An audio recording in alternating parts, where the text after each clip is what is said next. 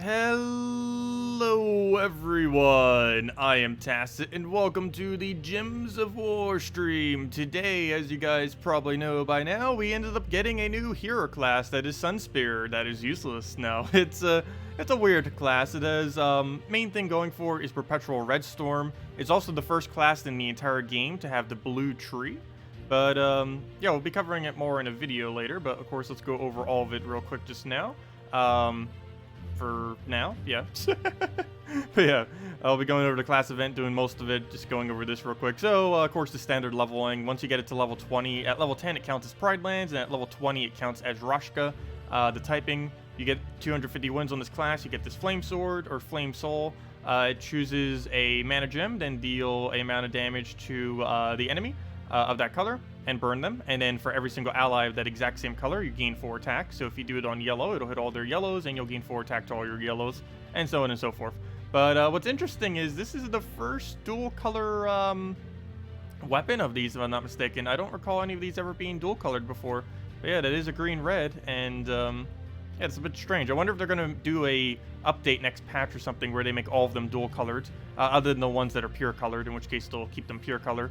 But that'd be cool if they actually rebalance them, because most hero weapons are 100% useless, even though they count as mythic weapons. This one included. This one's actually pretty bad, unless its perks are really good, but I highly doubt that. We'll find out once we get another however many wins. But anyways, as far as this tree, this is where a good amount of his value comes in. He has... Oh, I forgot he has fireproof on this. Wait, he has a fireproof trait, yet he also has a fireproof perk. That's weird. Anyways... He gains 1 attack for each red ally, which isn't really that good. Immune to burning and fairy fire, that's okay. But the main reason you'd use him is create a firestorm at the start of every battle. This is literally the only thing he's good for, though even to that degree he's not, because Infernus and Ubistet, to a degree, can still do that. Not as good as a Perpetual Red Storm, but still to a decent enough degree that, yeah, it's not really the most useful of storms out there. Probably one of the least useful, simply because there's so many other variants of doing it. He has 3 trees: Forest Tree, which is useless, Water Tree, which is near useless, and Fire Tree, which is actually not too bad. Though, oddly enough, I'm not even using a single one yet. But, he just has really, really bad trees, as far as for this hero class. As far as the first ones, the only one that's particularly good is either all Rashkas gain attack or life, since it is a Rashka-related hero class, or freeze a random enemy at the start of battle. Generally, you're going to want to probably freeze. This is a really good counter to goblins. It's currently the only way in the entire game to get a freeze onto the opposing team at the start of battle, so it's a good way to counter out goblins, if nothing else. Next up, you'd go for immune to freeze, because this is useless, and you literally already have this if you already have the other trait.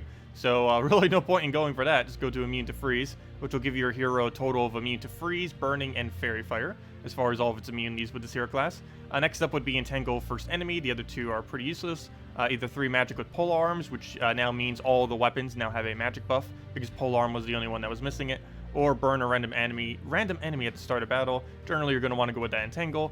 As far as the next one, Firestorm is useless because you already start with Firestorm. Greenstorm is useless because you already start with Firestorm. And the only one that really leaves then is all allies, blue allies gain 4 life, because the other 2 are pretty pointless, assuming you have it fully traded. Next up, you would end up going for a pretty interesting one. Submerge a random ally on 4x, 5x matches. This is the best Submerge in the game, oddly enough. Only this hero class currently has it. Of course, others will get it in the future.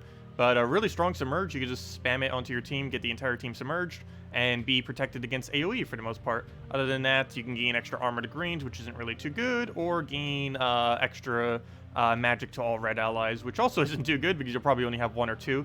Your entire team isn't going to be reds, but that's at least a little helpful. Other than that, next tree you would end up going for either +1 blue or +1 red. And for the final one, you would go for triple damage on reds, assuming you're using it for that purpose. Though the other 2 are pointless, so yeah, you'd most likely just be going with that. It's actually a really, really strong perk. Unfortunately, his other 2 trees don't really synergize with it. There's plenty of other trees or classes that use fire that are way better than this. And for the most part, this hero class is useless. It's basically only good for Dreadstorm, and that's about it. And even that, you're probably barely going to use it for if you already have Infernus and stuff. But nonetheless, let's go and start on the event. I haven't even started yet. Actually, with that being said, let me go and clear out this bunny real quick. If nothing else, we'll get some EXP for it, and we'll go from there. But yeah, as you'll see here, we'll start with Red Storm immediately, which is a little helpful. It means we don't actually need to get a kill to start getting our Red Storm going, which is going to give us that a little bit of initial mana that we need for those 2. But, that's not really the greatest, but we'll go take that. And dead. But of course we get a Firestorm every single time I get a kill, but it mainly just helps us start with the Firestorm just so the board moves a little bit quicker in our favor. Also, hello everyone! Hello Tim, hello Rut, hello Ola, hello Churros, hello Danny, hello JZG, hello Tony, hello Zeddicus, hello Exos, hello Michael, hello Chris Border, hello Van, how do you say that? Van Can? I don't know how to say the last part of that. Hello Dennis, hello Iron Molt, hello Goncalo, hello D, hello Cameron, and hello everyone else. Welcome. I'll stick a skull, instantly dead. If nothing else, at least this hero class has a pretty high base attack too. I forgot to mention that. It is above average. I don't think it had higher than Assassin though, but it was above average. Which could technically be a bad thing, because that means it has overall less HP and armor. That's how everything works in this game. If it has higher attack, it has less HP armor, and if it has higher HP armor, it generally has less attack. But yeah, we're currently sitting at around level 30 or so with it. I want to try getting it to at least minimum level like 40 by the end of the day, before we do the video thingy, which we should easily be able to do. It doesn't take that long. Also, I want to get the weapon before the end of the stream, so we have it to show it. It's a pretty weak weapon, but nonetheless, it is a new weapon to mess around with. Definitely not upgrading it though. It's a mythic weapon, so the cost of upgrading it is ridiculously high. I don't think a single person has a mythic weapon yet. Oh, also, by the way, oh, what's her name? Lila ended up making some updates to leaderboards on her website, and one new leaderboard that they added was a Tradestone upgrading leaderboard. Like as far as how many weapons, not Tradestones, ingot related leaderboard, in that it tracks how many weapons you have maxed. And when it first came out, I was actually sitting at 3rd place on it, oddly enough. I think I'm down to about 10th place right now, or 8th, or whatever it was.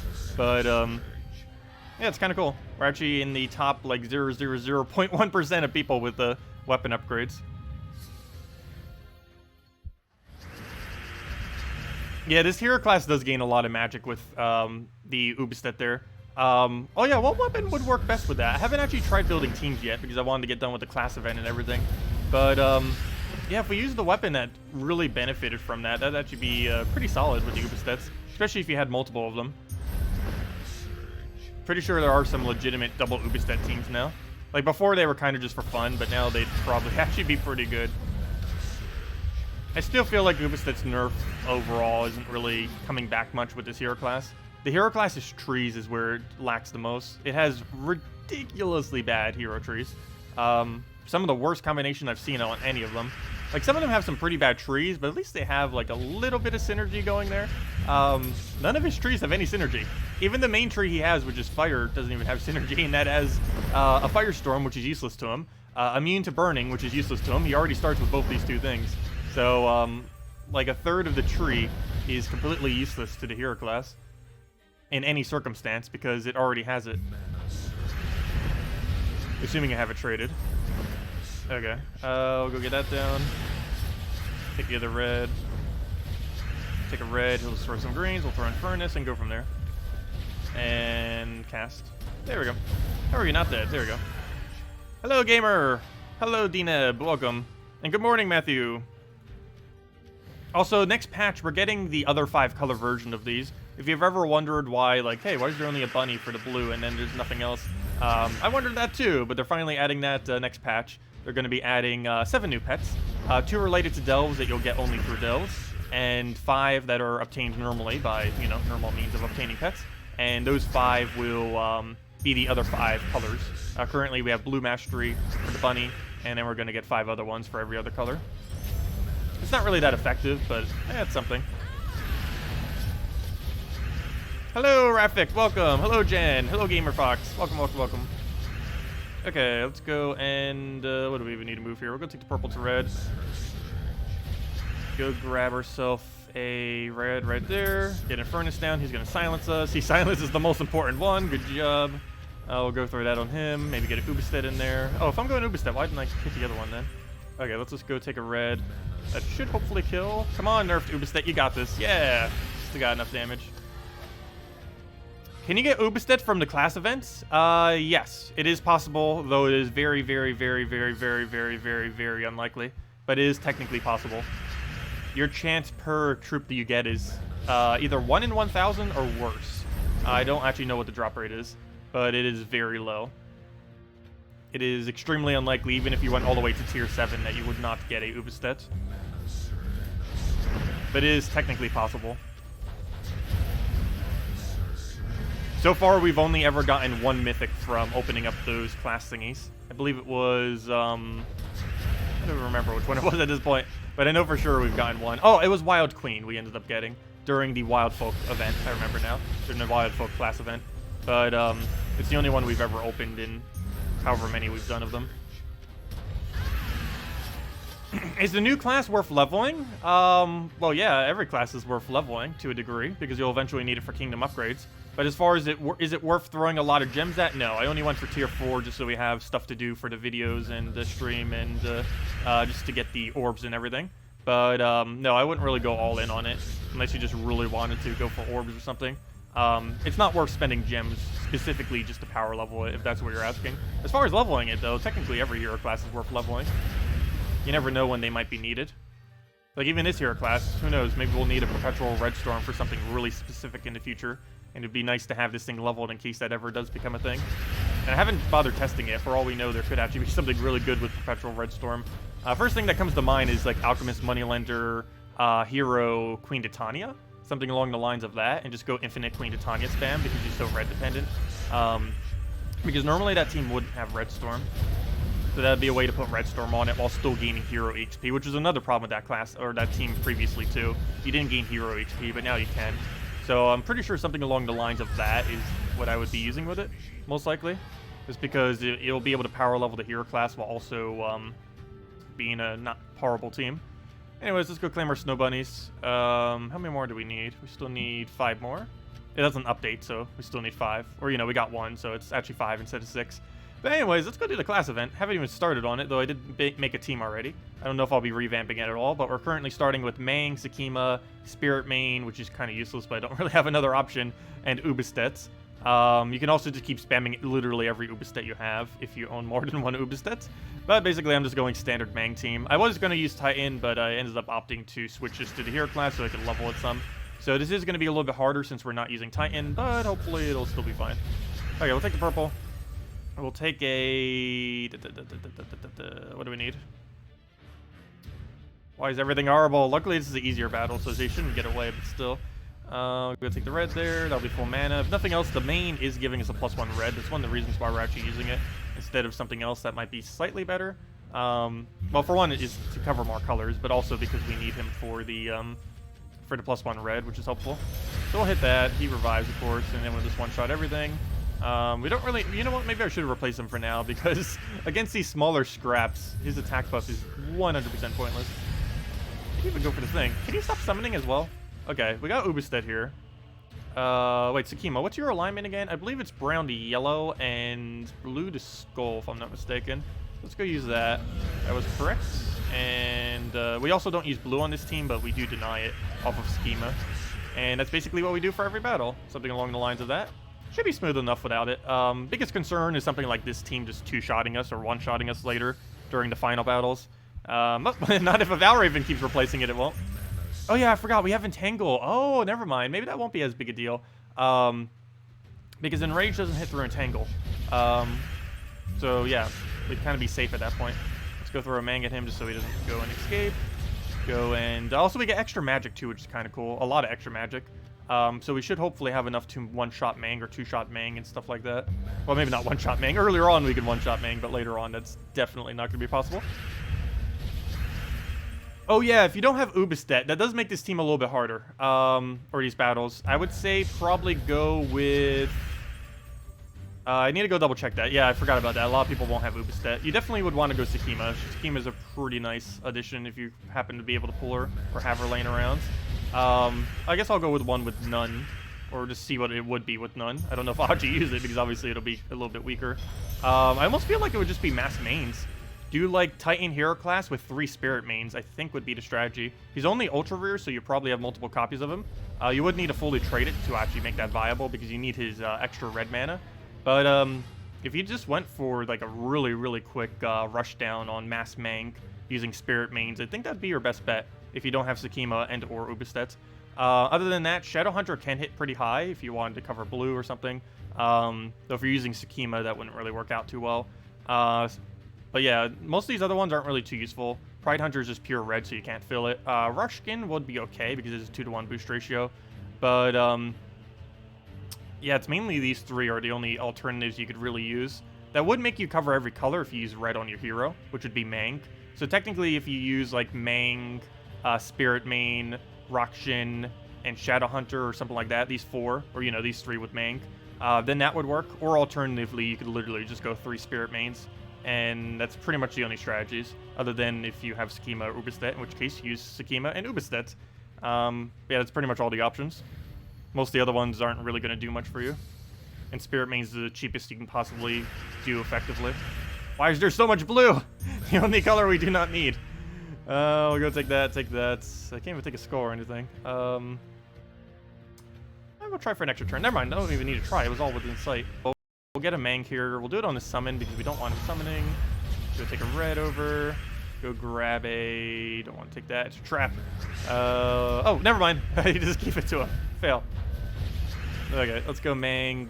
Which one's the most annoying? Probably you. You would be in some instances, but it's not too big a deal. Also, stream just went down for a second.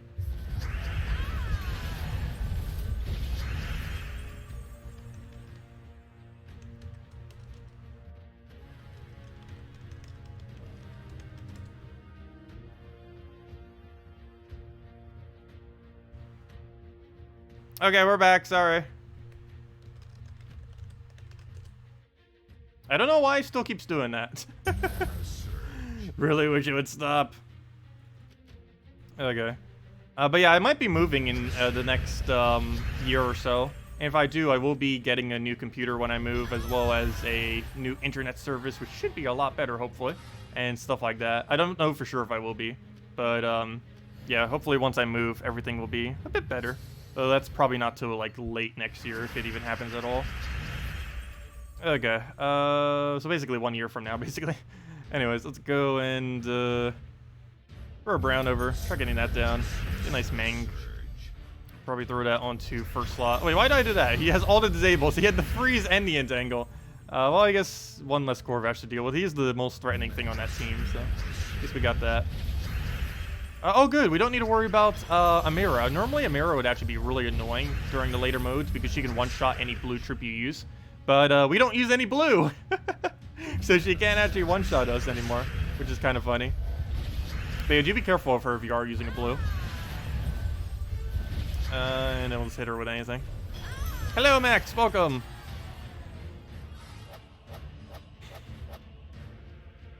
Let's see. If you haven't... Oh, never mind. I already answered that. When the new mythic arrives, Alchemist, Moneylender, Megavore, Ubistet. Once Megavore does his all-team Mang, it should bring all enemies to Ubistet range. Yeah, that would work. Generally, it would just be easier just doing mass Megavore, though. Most Megavore teams, if they leave its trait at 3% higher, or 3% or higher instant kill, if that's his trait, currently it's at 8%. But if they're going to make the trait instant kill with no counter, every single team will just go with trying to use the instant kill capability. It wouldn't be worth trying to cast, because it'd be quicker just infinitely looping turns to kill the enemy team than to actually play castings. Because it would be helpful. Like, even if he didn't have that final trait, he gets so much value from his very first cast. Only his very first cast, though. But I feel like instead of Ubistet, you'd want to go with a standard AoE and try to go with like a double AoE hit. Like maybe like a Ward Breaker or something. Throw double Ward Breaker. Like if you wanted to go like legitimately, like let's say they nerf his trait to something that's completely useless. He would still be very useful because the way you'd play him is Alchemist, still the same way, just different. It'd be Alchemist, Moneylender, Megavore, and then let's just say Ward Breaker. Actually, Ward Breaker you'd probably put in front of the Megavore. So Alchemist, Moneylender, Ward Breaker, Megavore. And basically, you would just infinitely loop it. Oh, no. You would put the Megavore before, because you would need to get the first cast off. Never mind. I was right the first time. Alchemist, Moneylender, Megavore, Ward Breaker. And then you throw Megavore down, then you throw like 2 Ward Breakers, and you just wipe literally any team in the entire game. Or maybe even 1 Ward Breaker would do it in some cases. But yeah, there's 2 different ways you could play it. And it really just depends what they release him as. But yeah, he's gonna be so strong in so many ways. It's gonna be really, really funny and broken.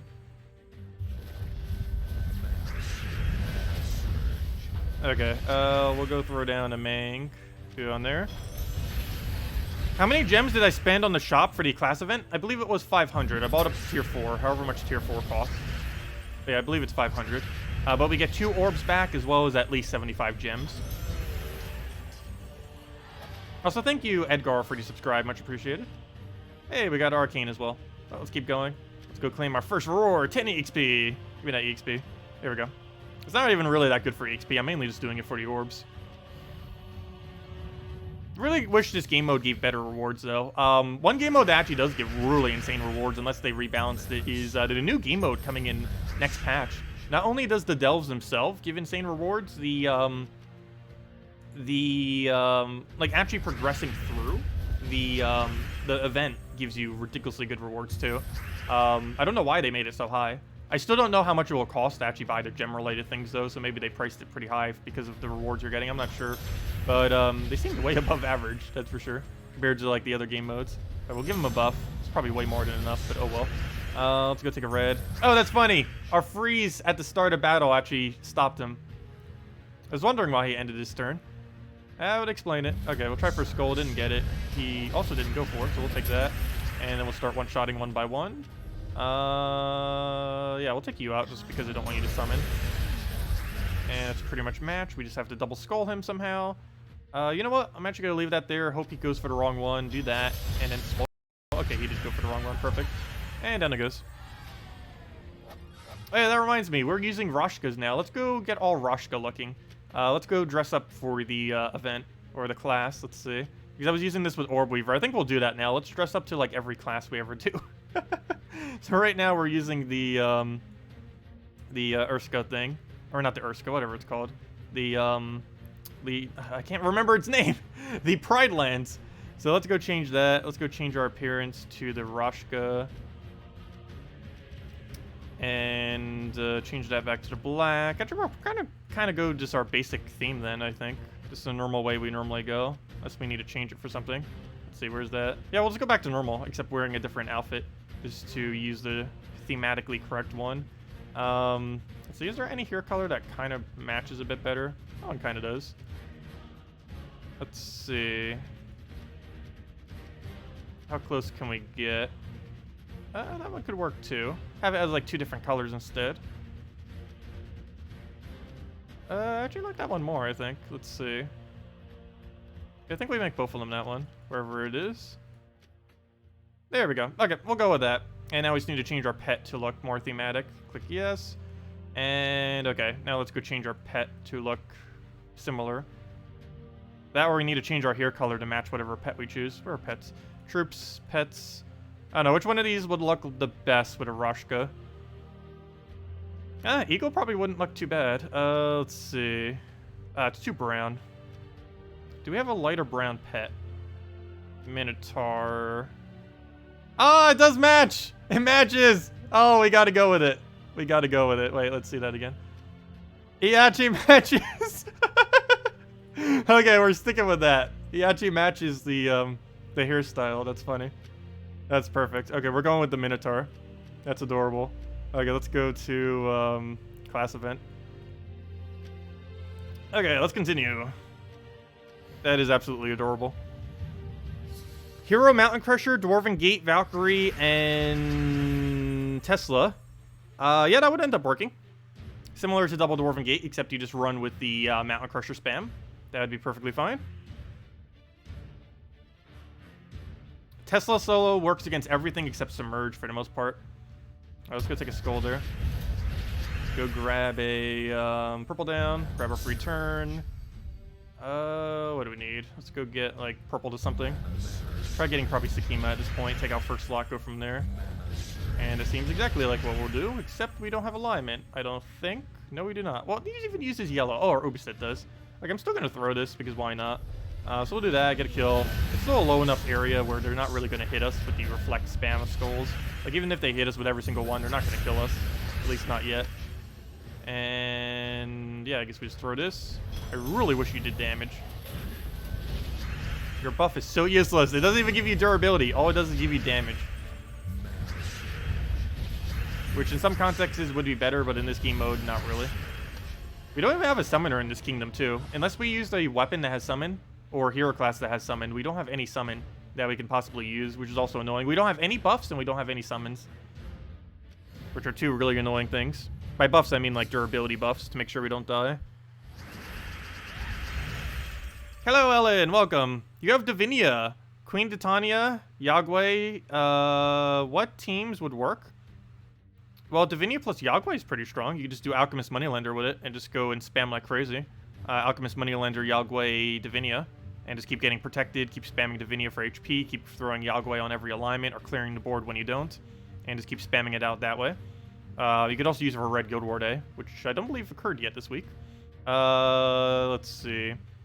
Yeah, Queen Titania Yagway works the same way. Alchemist Moneylender, Yagway, Queen Titania. You can also put it all behind a Gorgolfa if you need something tankier. And go Gorgolfa, let's see, what would be the exact team? I guess Gorgolfa, Yagway, Hellcat, Queen Titania would end up working decently. But yeah, any combination of them is pretty much fine. They all synergize pretty well together. Particularly the Yagway to Queen Titania, and the Yagway to Divinia. Okay, we'll go and we'll take a red. Try for a skull. I really need to get the mana so we can actually kill the Val Raven. Don't need that surviving. We'll go for the hit there. Have to worry about the summoner now too, which I don't think I can really do anything about at this point. Go into that over. Yeah, he's just gonna get the summon. Can't stop it. Just have to let it happen. And there goes the stun. And there goes our buff too, unfortunately. Though he ends up killing itself out after he does his ability, so that's fine. Can we stop getting this buff guy? We don't actually need him to do anything. Kind of useless. You know what? Maybe we should replace him out. I want him for his +1 red, but what do we really replace him with? There's like nothing else that's gonna fit too well into that gap. Okay, he gave us a really good board right here, so I'm gonna do that. Get a hit, get another hit, get a complete team wipe hit, and there we go. Good job, Sakima. One shot, entire team.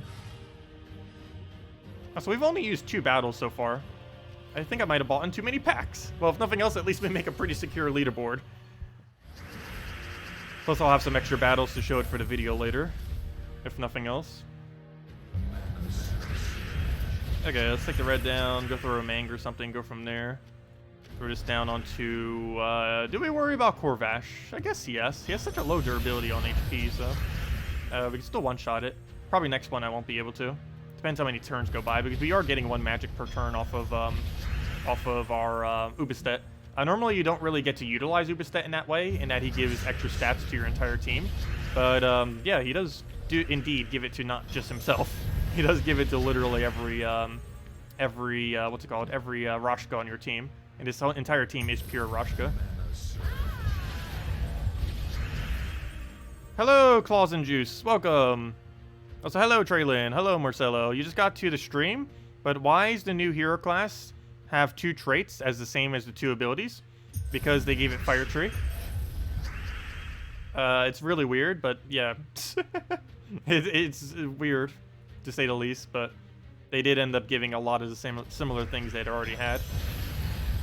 Which doesn't make too much sense, but to a degree it does make sense to give it Fire. It's just, I don't know, just make sure not to use them. Overall, his tree synergies are pretty bad anyways, so it's a pretty underwhelming hero class. It's mainly only used for synergy with Ubistet, as well as for the Perpetual Red Storm, and that's it. Those are the only 2 factors you would ever use it for. Unless they really added a lot of good Rashkas. Maybe it'll become viable once they do another event for this kingdom. I don't believe we're getting an event for a while. By a while, I mean like probably next year, early next year, I think is the next event for it. So we still got a while. But yeah, it could definitely use some love. Needs to be a little bit better than what it is now. I would still say it's slightly above average. I don't know, it's hard to tell. Might actually be slightly below. It really depends how good Red Storm is. I haven't really tried using any teams yet to try utilizing it. But once we do, we could probably gauge it a little bit better on if it's actually really good or not. Or not really good, but you know, if it's usable or not, I should say. And I feel like it'd be okay. I was doing it earlier with some Explore spam. But of course, that's not really a good way to gauge it. So it did make the fire bombs gain their extra turns more often, which is actually useful because you do want fire bombs. If you're up against a 4x fire bomb team, you actually want it gaining more extra turns. It's also good for when you randomly find those fire bombs that are for whatever reason not traded, so they don't have mana, because you get a red storm that gives them a bunch more mana. Also, I forgot, we had an objective where we had to go use the same team type. That's funny. I didn't even mean to do that, but we actually had 2 objectives where we had to keep using the same type, and I unintentionally just did both of them because we're using a pure Rashka team. Now we need to go do Wild Folk as well as White Helm. Too bad there's not Wild Folk within White Helm. I'll probably ignore one of these, or both of them. But yeah, it's funny. We got 2 of them done without actually doing them. That's, well, that's free 2,000 gold and 10 gems we got from that.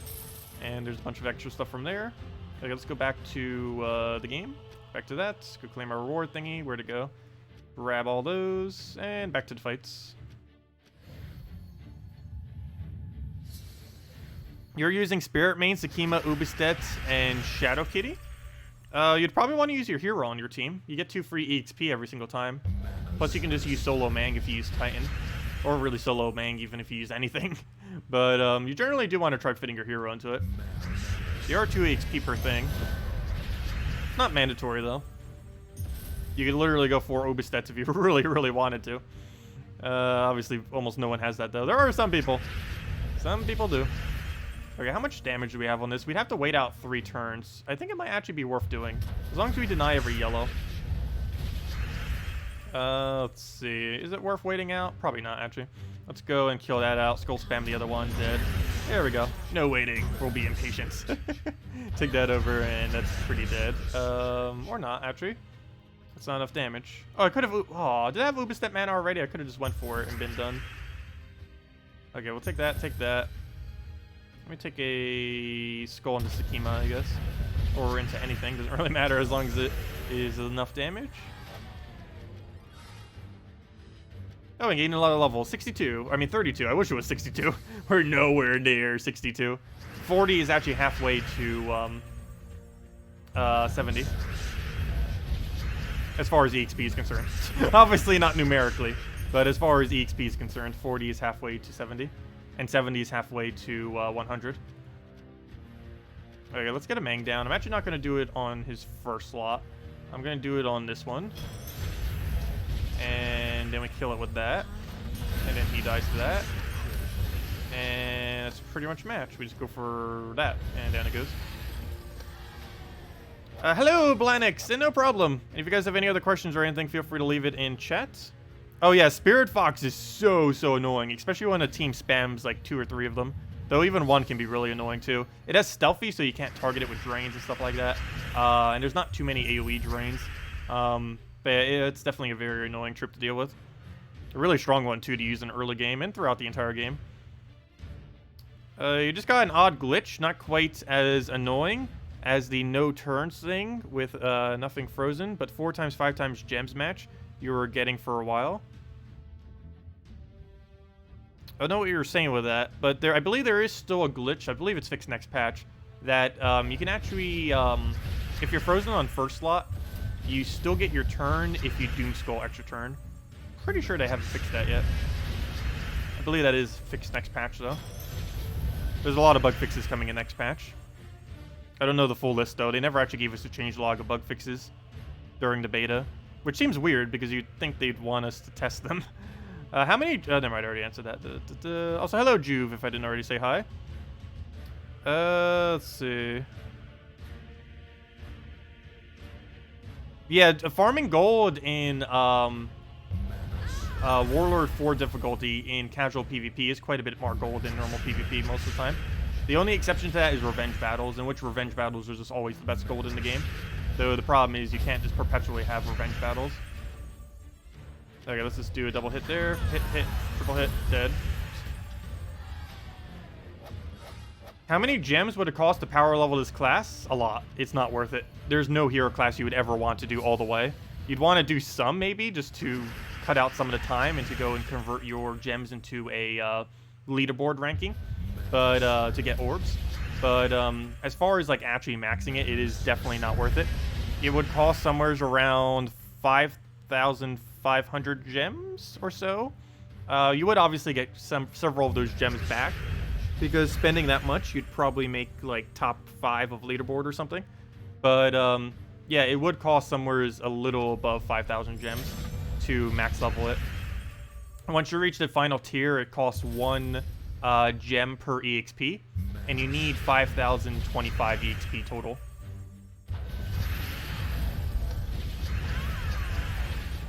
Yeah, it costs a lot. It costs somewhere around 5,000 gems to do it. Assuming you did literally 100% of it via gems. Obviously, no one would really do that, though. Unless they really wanted to make leaderboard to get a power orb or something. And even then, if there was multiple people contesting it, then it would be... some of them would just get the double major orb instead, or even just a single major orb. I don't really feel like it'd be worth doing on new hero classes. For the main reason being that multiple people will try doing it for new hero classes. Because there are some people that do have that many gems where they would go and actually do that many. And you'd have a lot higher chance of getting away with getting a power orb if you do it on a non-new hero class than doing it on a new one. Also, new hero classes last for 3 days, whereas the Thursday ones only last for Thursday. So it's a lot easier to actually, if your intention is to get an orb, it's a lot better to do it on one of the Thursday events. Okay, which one do we go for here? I think no, we don't have enough damage. Actually, we might. Oh, 1 damage off. I should have looked at how much damage it was. That's a gigantic fail. And this hero class doesn't have life siphon or anything either. That reminds me. This was supposed to have Death Tree, and they replaced it with Forest or something. I could have sworn it was supposed to have Death. I was wondering why I didn't have life siphon. Because that's actually really useful. Let's see. Oh, well. Let's go and throw this down. I didn't even double check for alignment. I just assume we don't have alignment. Then we'll go for it.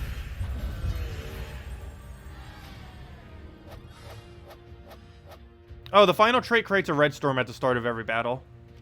So it's basically like a Skyla or a Umberwolf, except for red instead of blue or purple. Yeah, they'll eventually add it for every color, of course. But now we have red, blue, and purple for perpetual storms. Unfortunately, this one's locked behind the hero.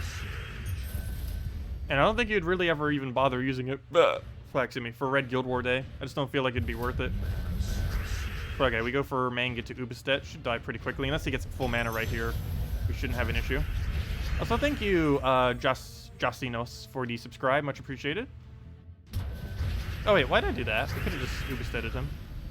Oh, well. I better not do something crazy right here. Actually, he's just denying the yellows he needs, so that's fine.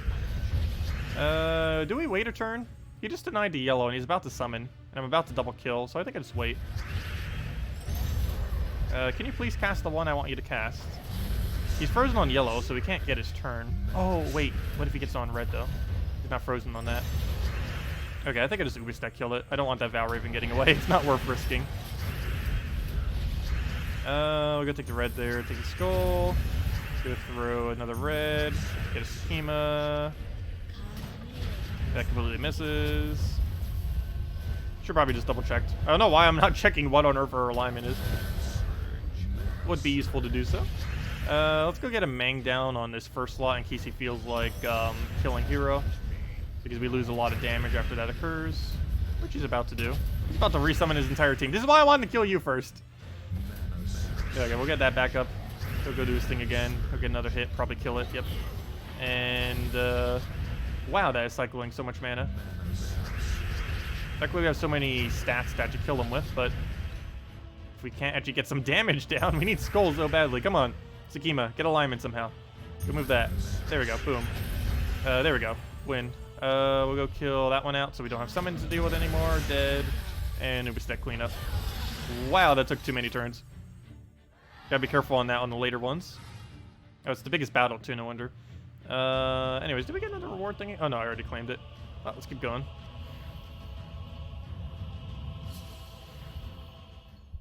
Oh, so hello, Lampert. Welcome. Okay, let's go take a red over. Get double red, go into a brown. Yeah, as I mentioned earlier, as far as the whole gem thing, you probably do want to save your gems for next patch. There's some things that you'd want to use it for that would be pretty helpful. It's really important when next patch comes out to power level the kingdoms, or at least one single faction. You don't have to do literally every faction, but one single faction, it is really, really beneficial to get to max. as soon as you possibly can. Well, it doesn't have to be maxed, but as far as like the actual leveling system, like how kingdoms have a +10 level system, there's ones related to the faction as well, but you have to do it by adding treasure to the horde, and then there's only a % chance that it ends up upgrading. You need that number to be 10 as quickly as you possibly can to any one faction, just because it greatly increases the rewards that you end up getting for doing so. And then you would just keep doing that faction until you eventually get another faction maxed.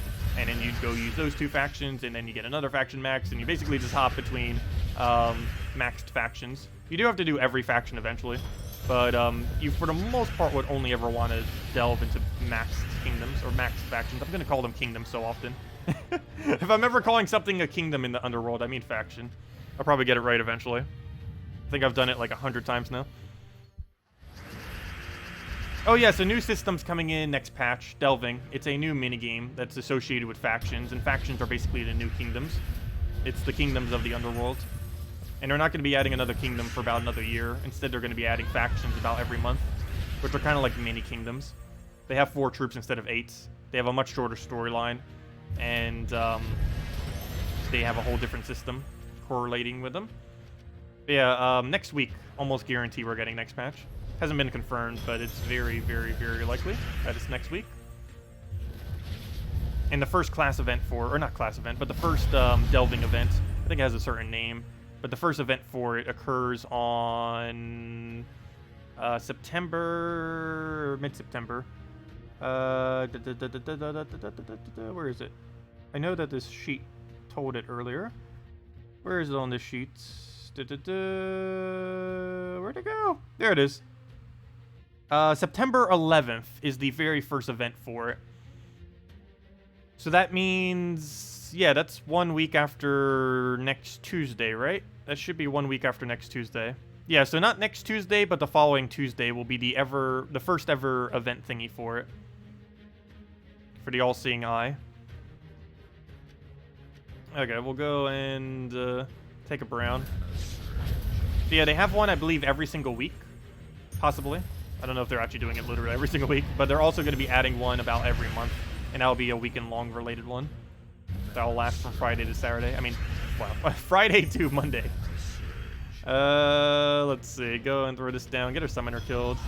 And let's go throw with Skull Pokes. Didn't get that. Throw another one. Didn't get it again. We'll get Schema to max. Actually, you know what? We can just Uber Stack kill. No, we can't. That's not enough damage. So we got enough. Oh, wait, you know what? We do boost ratio off of Mang's attack. I didn't even think about that. We actually do boost ratio off of that. Of course, this boost ratio is a lot worse than it was before, but still, it's getting something out of it. Let me actually just throw a Mang here. I think that's the better strategy. Just Mang into Ubistet, and that's match.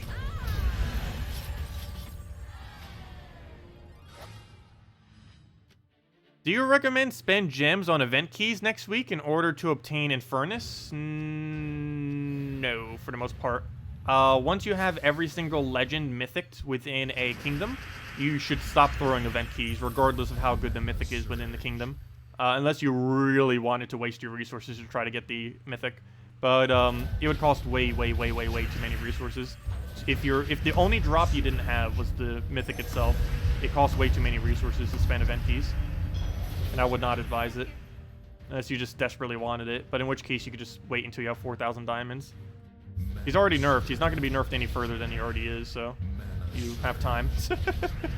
And next mythic to really craft, with assuming they don't nerf it, would be the one coming in next Friday.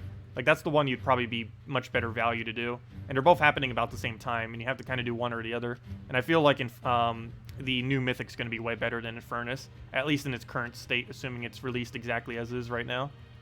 But we won't know that until it actually gets released, how good it will be. But the direction they're going with it makes it seem very, very viable. The new mythic, that is. Okay, we'll take that over. Go get a... Oh, I have to cast this. I don't think we have alignment, but oh well. Go! Get the hit. Okay, let's get a Skull. Yeah, Skull into Ubistet, and that's match. We don't have any blue, so she can't one-shot us. Actually, I shouldn't say that. She does get pretty high magic towards the later battles.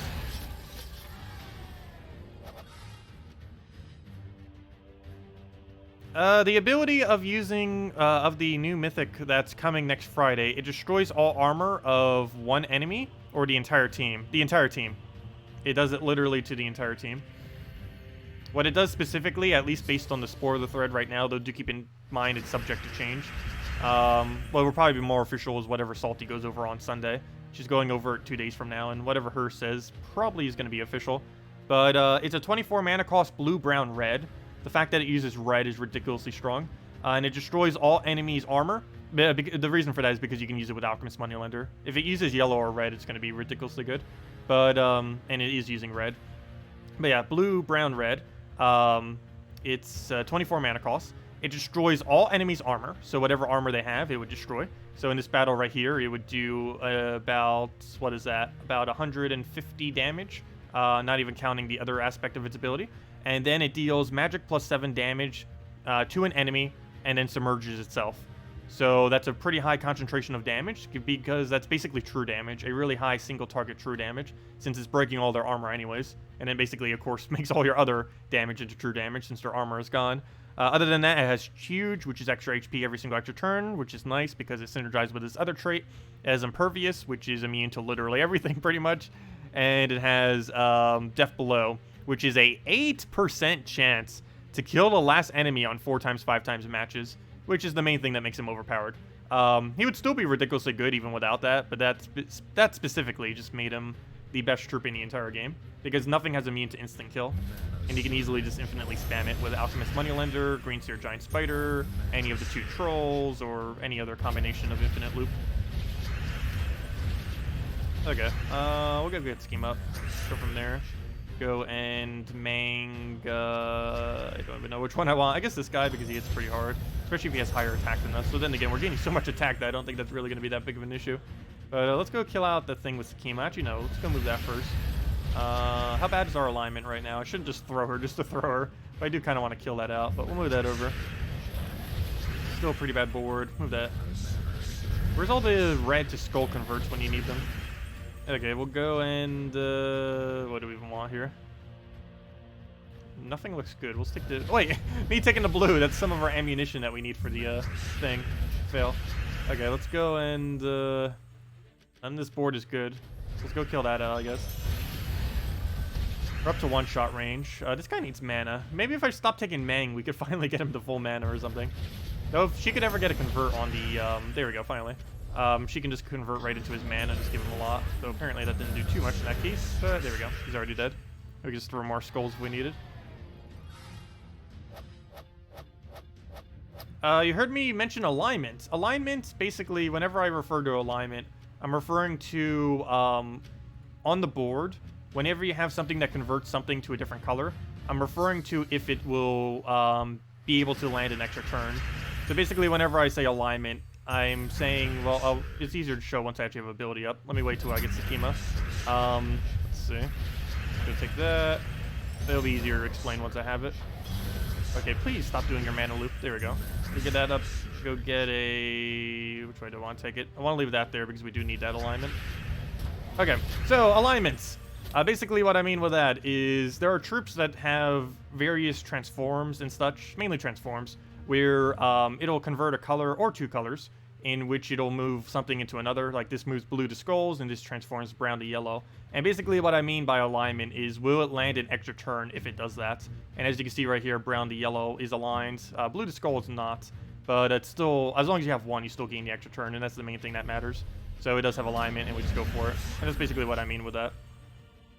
Okay, we killed that out. Oh, I actually didn't want to get a kill. I didn't realize that was enough damage. Fail. Okay, new plan. Let's go kill out his summoner. He'll hit us with a skull. We're actually going to lose our hero, but it's worth it to double kill this right now. So we'll go for that. And down it goes. That does lose us 1 point, though that's not really too big a deal. Let's see. A lot of people are probably actually going to be losing points here or there because there's no summoner you can use unless you use a hero summoner. I highly doubt too many people are going to bother using a healer. A hero summoner is because it's kind of a waste of time because you'd win so much slower. Oh, unless you use a proper hero class, I guess. Then it wouldn't be any slower. Plus, you'd still have a summoner. What do we need here? That's not enough damage, and we don't have a follow-up.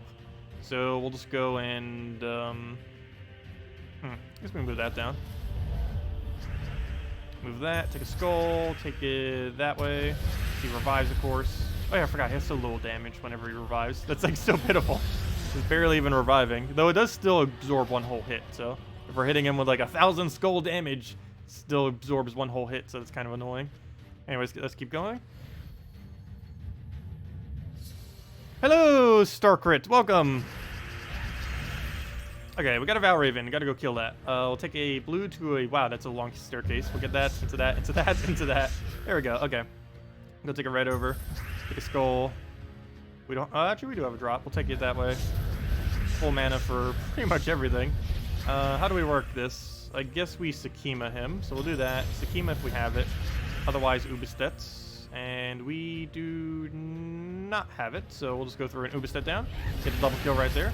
See if we have anything that we... Oh, okay, never mind. I thought that wasn't an extra turn for a second. I was going to say. It definitely was. Is that enough to kill? No, but it's pretty high up there. So we'll go and throw a poke on you. That'll kill the other one. And now we just need one follow-up. And we do have it. That should be enough. And down it goes.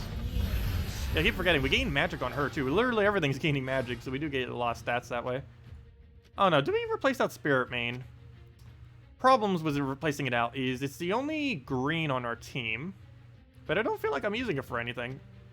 I guess next replacement would be Shadow Hunter, but then we're not using green, plus you deny blue, so that doesn't really work out. And if we put it in front of it, then we're denying her purple, which means she's completely blocked, so that's not good. This thing does too little damage to be viable. And I don't know, it just isn't worth replacing. I think the +1 red will overall be the best. You just posted the next hero class on the forums, if you're interested. Oh, nice. Did they update it already? Let's see, what is it? Frost Mage, Elemental. Let's see. Elemental, purple. It uses blue weapon. Orb of Winter for the weapon, whatever that does. Glacial Peaks, so it's Glacial Peaks thing. Does it count as Fey? Oh no, it counts as Elemental. Interesting. Does that kingdom even have a lot of Elemental? I don't even recall. Let's see, what trees does it get? Oh, I hope it has Storm then. Where's its trees? Oh, it does have Storm. Ooh. Warder, Arcane, and Storm. That's actually really good because Arcane has half mana start. Warder has a freeze. Storm has ridiculous mana accumulation plus elemental synergy. Oh, and you have what the thing says too. 25% chance to freeze a random enemy when an enemy casts a spell. Oh! Automatic freeze against goblins too. That has a lot of potential. So you get a freeze initially, plus you get a freeze per cast. It seems like a pretty fun... Oh, you know what? I wonder if that actually hits after a cleanse as well. I believe it might. Because if I'm not mistaken, traits work after the ability. It depends which one. I don't know. Some of them work before, some of them work after. It's kind of weird. But that'd be really good if it works after a 4x cleanse. Though also very annoying if it works after a 4x cleanse. But yeah, we'll see once it comes out which way it works. That'd be really, really strong if it actually works after a 4x cleanse. Because that means you basically could never cleanse off freeze. Unless you have immune to freeze, in which case you wouldn't need to worry about it. But yeah, that looks like it has potential, the new hero class. I don't know if it'd be used offensively, though. It seems like more of a defend kind of troop that you would use. Maybe for like Guild Wars or something. But it might be viable enough. It has Arcane plus Storm, which is actually a really, really good combo. What do we need? Go get rid of his summoner. Throw down a purple. Oh, I just gave him green. Whoops. Not too big a deal, though. We do have a lineman as well, so we'll go get the kill there. Get the hit. Throw a skull. Throw... How do we not have another skull? Let's throw an Ubistet. That doesn't kill, obviously, because we don't have another thing to go kill it with. No! He got a kill because of that! No! My 1 point! It's not that big a deal. Let's see. We're gonna move that over. Take a skull, dead.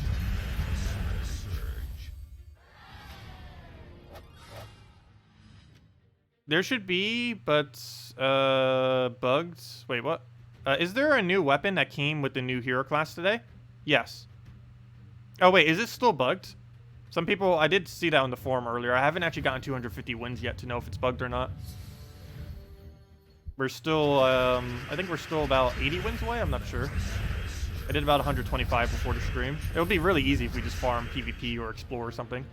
Just, of course, all streams so far, we've just been doing the events as of currently. Also, with that being said, let's go advertise the global chat. Might as well say hi to them. Normally, I don't do it too often.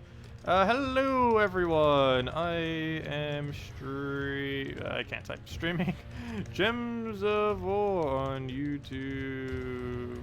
Tacet the Terror for anyone interested. We are doing the class event teams and we'll have free redeem code resources soon.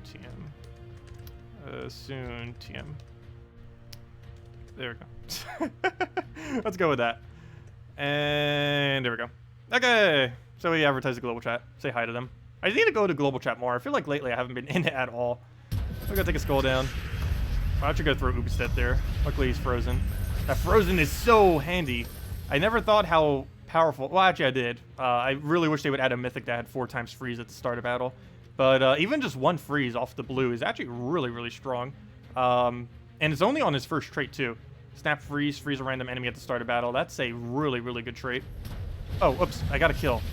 So that doesn't kill anymore. We got to kill so it doesn't kill. Oddly enough. What do we need here? We'll go and... the problem with that, too, is I just got rid of Mang's capability. But it's not too big a deal. Let's throw this. Doesn't even matter if it backfires. And did you really just agile that? You better not get the kill now because of that. Good. And we don't have any blues. So a mirror is basically useless. Yeah, the weapon's pretty bad anyways, unless his perks are good. That would be the only thing that really would make it better. There are weapons out there that the weapon itself could be so bad, but the perks could be so good that it could be viable. There are some instances of that. Or at least weapons that gain like a ridiculously big benefit just from having the perks. I feel like Death Kneel and Anu Scepter are 2 like really good examples of that. Weapons that normally would never really be used too much, but if fully maxed out would actually be insanely good. Same as Bronzelock Pistol to a degree, because you can use it really well with hero classes that have 3 times skull damage to burning. It's actually decent synergy with those. So right here, he's still entangled, so I'm actually just going to go and mank him, I guess. We're going to do it on the guy that's frozen, oddly enough, just because it's going to be easy to clean him up later. We're going to need a double skull here because he does have stone skin. Luckily, he's still entangled, so he doesn't do any damage back or anything like that. But we'll go take a... you know, I will go for yellow. Why not? Get it right into him. Go and try getting an Ubestedt down because why not? Okay, I should probably throw a Mang at first slot at this point. Or do something to get rid of him. Oh, gotta be careful. Oh, whoa, whoa, whoa, whoa. You just messed up my team. What do you think you're doing? Alright, we'll try for that. Didn't get the extra turn. Get an Ubestedt down. That will kill those 2 that are already kind of weak. I wish we could kill one of them preemptively before I cast that. I think I'm going for it, though. 2 less things we have to deal with. He doesn't have a summoner either, so that's fine. But yeah, he has 2 things that move the team. It's really annoying. Oh, whoops. That's not a free turn. Because it double takes. But oh well. We'll go and try getting a hit down. See what we can do from there. And Nell? Is it Nell? Death Nell? I thought it was Death Kneel. That or I'm saying Neil really weird. Nail? Nail? I'll need to go double check what it is. Could have sworn it was Death Kneel. Okay, go for Ubestedt. And there we go. But yeah, the main reason I'm saving my legendary ingots right now is I actually don't know what the faction weapons do, or if they will be viable or not. Also, I just realized something. We're low on Valravens, aren't we? I bought up to tier... Wow. We're very low on Valravens. What is up with this? Normally, tier 4 is very easily going to get you all the way to max. I'm not even at round 8 yet. That's unfortunate. Well, if nothing else, I guess we get a little bit of extra XP, but I was hoping we wouldn't have to do that.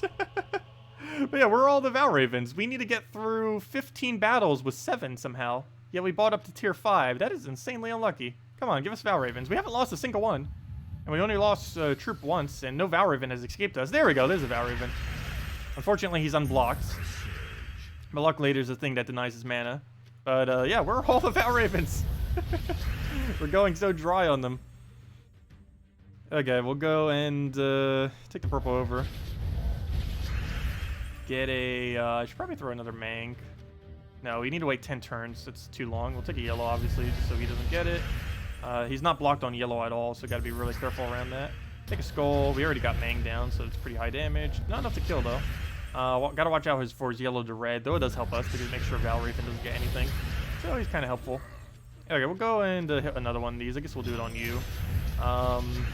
Take a skull, kill, and just work up the line.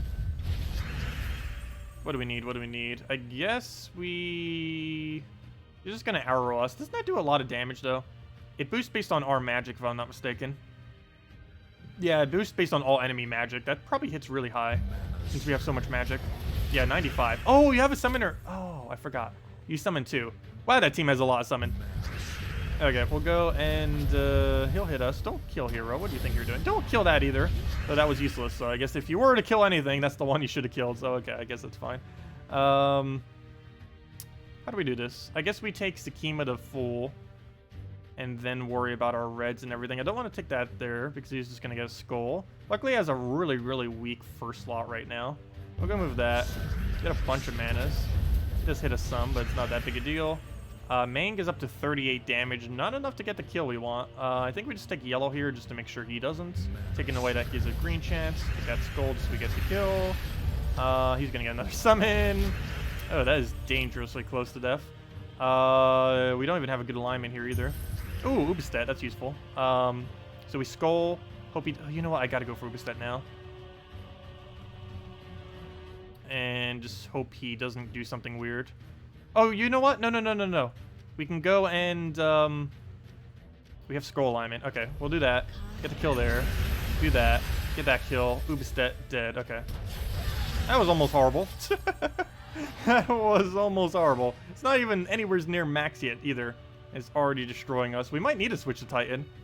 Obviously, this isn't the best of hero classes to be using against various high-level troops with a team that doesn't have any synergy whatsoever.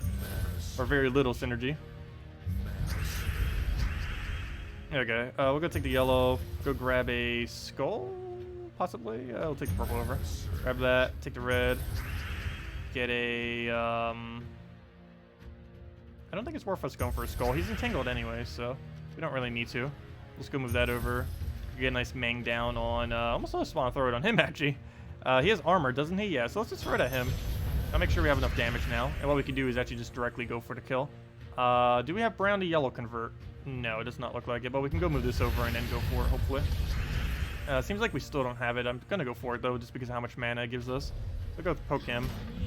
Yeah, it doesn't do it much other than give us Ubistet, but that's pretty decent to get Ubistet, so we'll go throw that down in a second. Please don't devour us. Okay, he didn't go for it, kind of. We'll do that, and then Ubistet. And there we go. Okay, he didn't get the devour down, or even the chance to try egg down. But he's eventually going to get it out of nowhere, and we're going to be like, no, devour! But yeah, it's going to be annoying for sure. He'll get it eventually. You just use Dawnbringer, not Mang. That would be safer. That would be more damage too.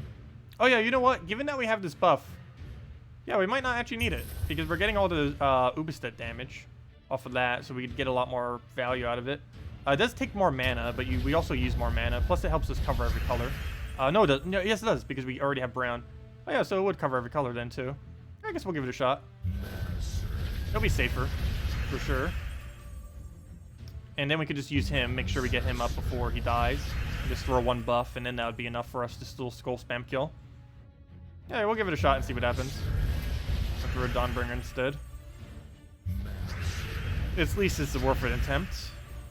Okay. Also, once we finish this out, we'll probably give out a redeem code. Might as well, at the end of the class event thingy. Assuming we can even do it with this many battles, I think we can. We're just getting really, really, really ridiculously bad Valraven luck. Or lack thereof. Do we have alignment? Yes, we do. We do not have a hit down, though. But I don't want this doing anything, so I'm going to go for that immediately. Get our free turn, throw it with a bunch of weaker skulls. And it's still enough to kill. So we'll go take... do we Ubistet that, actually? Which one would get hit? Math time. Calculator, go. Which one of these is higher? I believe it's you, though I want to make sure I know for sure. I would determine what we do for this cast, or what we plan to do here. I think I'd take a skull. I'm leaning towards skull, but come on, calculator, load. Go, go, go. Why are you taking so long to load? Let's see, 56 plus 78. Let's just make sure that this is indeed correct. 134. Okay, so 134. And the other one is not 134, it's 130. Okay, we can see it right there. So yes, it will not kill the right one.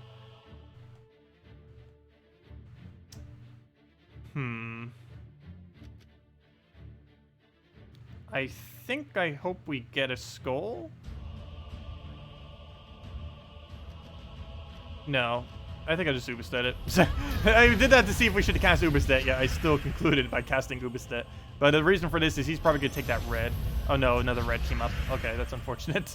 I was hoping because it was the only red on the board at the time that he would go for that red, which he would have done if it was the only red on the board. And then I would have been able to take that skull and win right now. Problem though, we can't win right now. So we'll go do that. Oh good, he did that though. And down he goes. Sweet. Yeah, let's go give it a Dawnbringer a shot. See if it works any better. Oh, might be slightly more annoying against Corvash, but oh well. He does have 2 mana drainers on that team. But let's give it a shot, see what happens. Oh yeah, I forgot about that, duh. We do get 8 more battles. I completely forgot about that too. Because of the other 8 that you get from the thing. Oh, I overbought on the things then, for sure. If I went up to tier 4. Should've just went to tier 3, I forgot about that. But yeah, we still get 8 more sigils between the other 2 days. Oh, do they deliberately make less Val Ravens then? I didn't even think about that. I think they might have a higher rate of Val Ravens during the one-day events. I wonder if that means Delves would be the same way. That'd be pretty overpowered. Delves just gives so many resources. Well, not really a lot of resources. It's the type of resources that I guess is a little bit different. Like, as far as gold, you get, like, none. But there's some, like, really niche resources you end up getting from it. Mainly trade stones. I feel like the rewards currently in Delves will become pretty dated pretty quickly, though. Okay. How do we have 0 mana on you? You need to go get mana. Oh, there's another issue, too. This is a lot worse at killing Val Ravens. Because we don't have anything to really focus them down properly. Oh, you would cleanse immediately. Okay, we're going to have a problem here. Also, now he can hit us with the other thing, too. Okay, we got Dawnbringer now. I need Sakima to go reach full. I'm going to let him have a hit here, I guess. How do we do this? Where will this fall? We get a green out of it. Why not? Sure. We'll do that. Get a free skull, too, apparently. Throw a Dawnbringer here. Not enough to kill, but... let's see, what's everything we do here? He doesn't have a hit, so we'll go for this. Throw it out on you. Doubles if it's a Rashka. And you are indeed a Rashka. That gives you more magic. That's still not enough. We can go tap that and have the rest of damage go in. I guess we barrier here just so in case it hits hero. Just so it doesn't kill us. And now we go and hit the Val Raven with not enough damage. Let's see, what do we do about that? 1 skull's enough, so we'll go do that instead. That'll kill that. Get the other skull. And never mind, it's already win. And there we go. Okay, I think we can make that work. Hello, Steve. Welcome. Okay, what can we do here? Skull, do we need it? No, let's go grab that down. Skull, do we need it again? Probably not. Okay, let's go just take the blue to green. Go see if we can go get another Dawnbringer down. Yeah, that's safe. We'll take the red. We still have him giving us extra mana too, which is nice. Go grab ourselves another red. Get a nice Dawnbringer in there. Do we go for it now or wait? I think we go for Schema mana. So grab that over. Get the full. Double check what the board is for us. Doesn't look too worth it. Could go for it. But we'll wait. Oh wait, let's take that skull. Get that down. A little bit of damage. He has stone skin, but still. It's worth it. Go get this down and see if we can get a poke here. Is that poke enough damage? And we do have alignment on it. What do you boost ratio based on again? Boosted by other allies' magic. Oh yeah, we have a lot of magic. That will hit so high. There we go. We're getting magic every turn on everything. I forgot about that. That's actually a really, really strong synergy with Ubistet since we gain so much magic from it. Okay, Skull or Dawnbringer? I think we actually go for Dawnbringer because he would have died regardless. And he just leaves us a Skull for free, so that works. Now we'll throw another one, and that's it. Does your hero... There's no such thing as a noob question. I'm fine with all of them. Does your hero's magic affect the other skills or just the weapon? No, just the weapon. What it affects specifically is whatever number is here in purple on this screen under your weapon, it will make it do more. That's basically what the magic does, and that's it. Whatever the purple number is will increase it based on whatever weapon it is. And if the weapon has no purple number there, then it does literally nothing for your hero.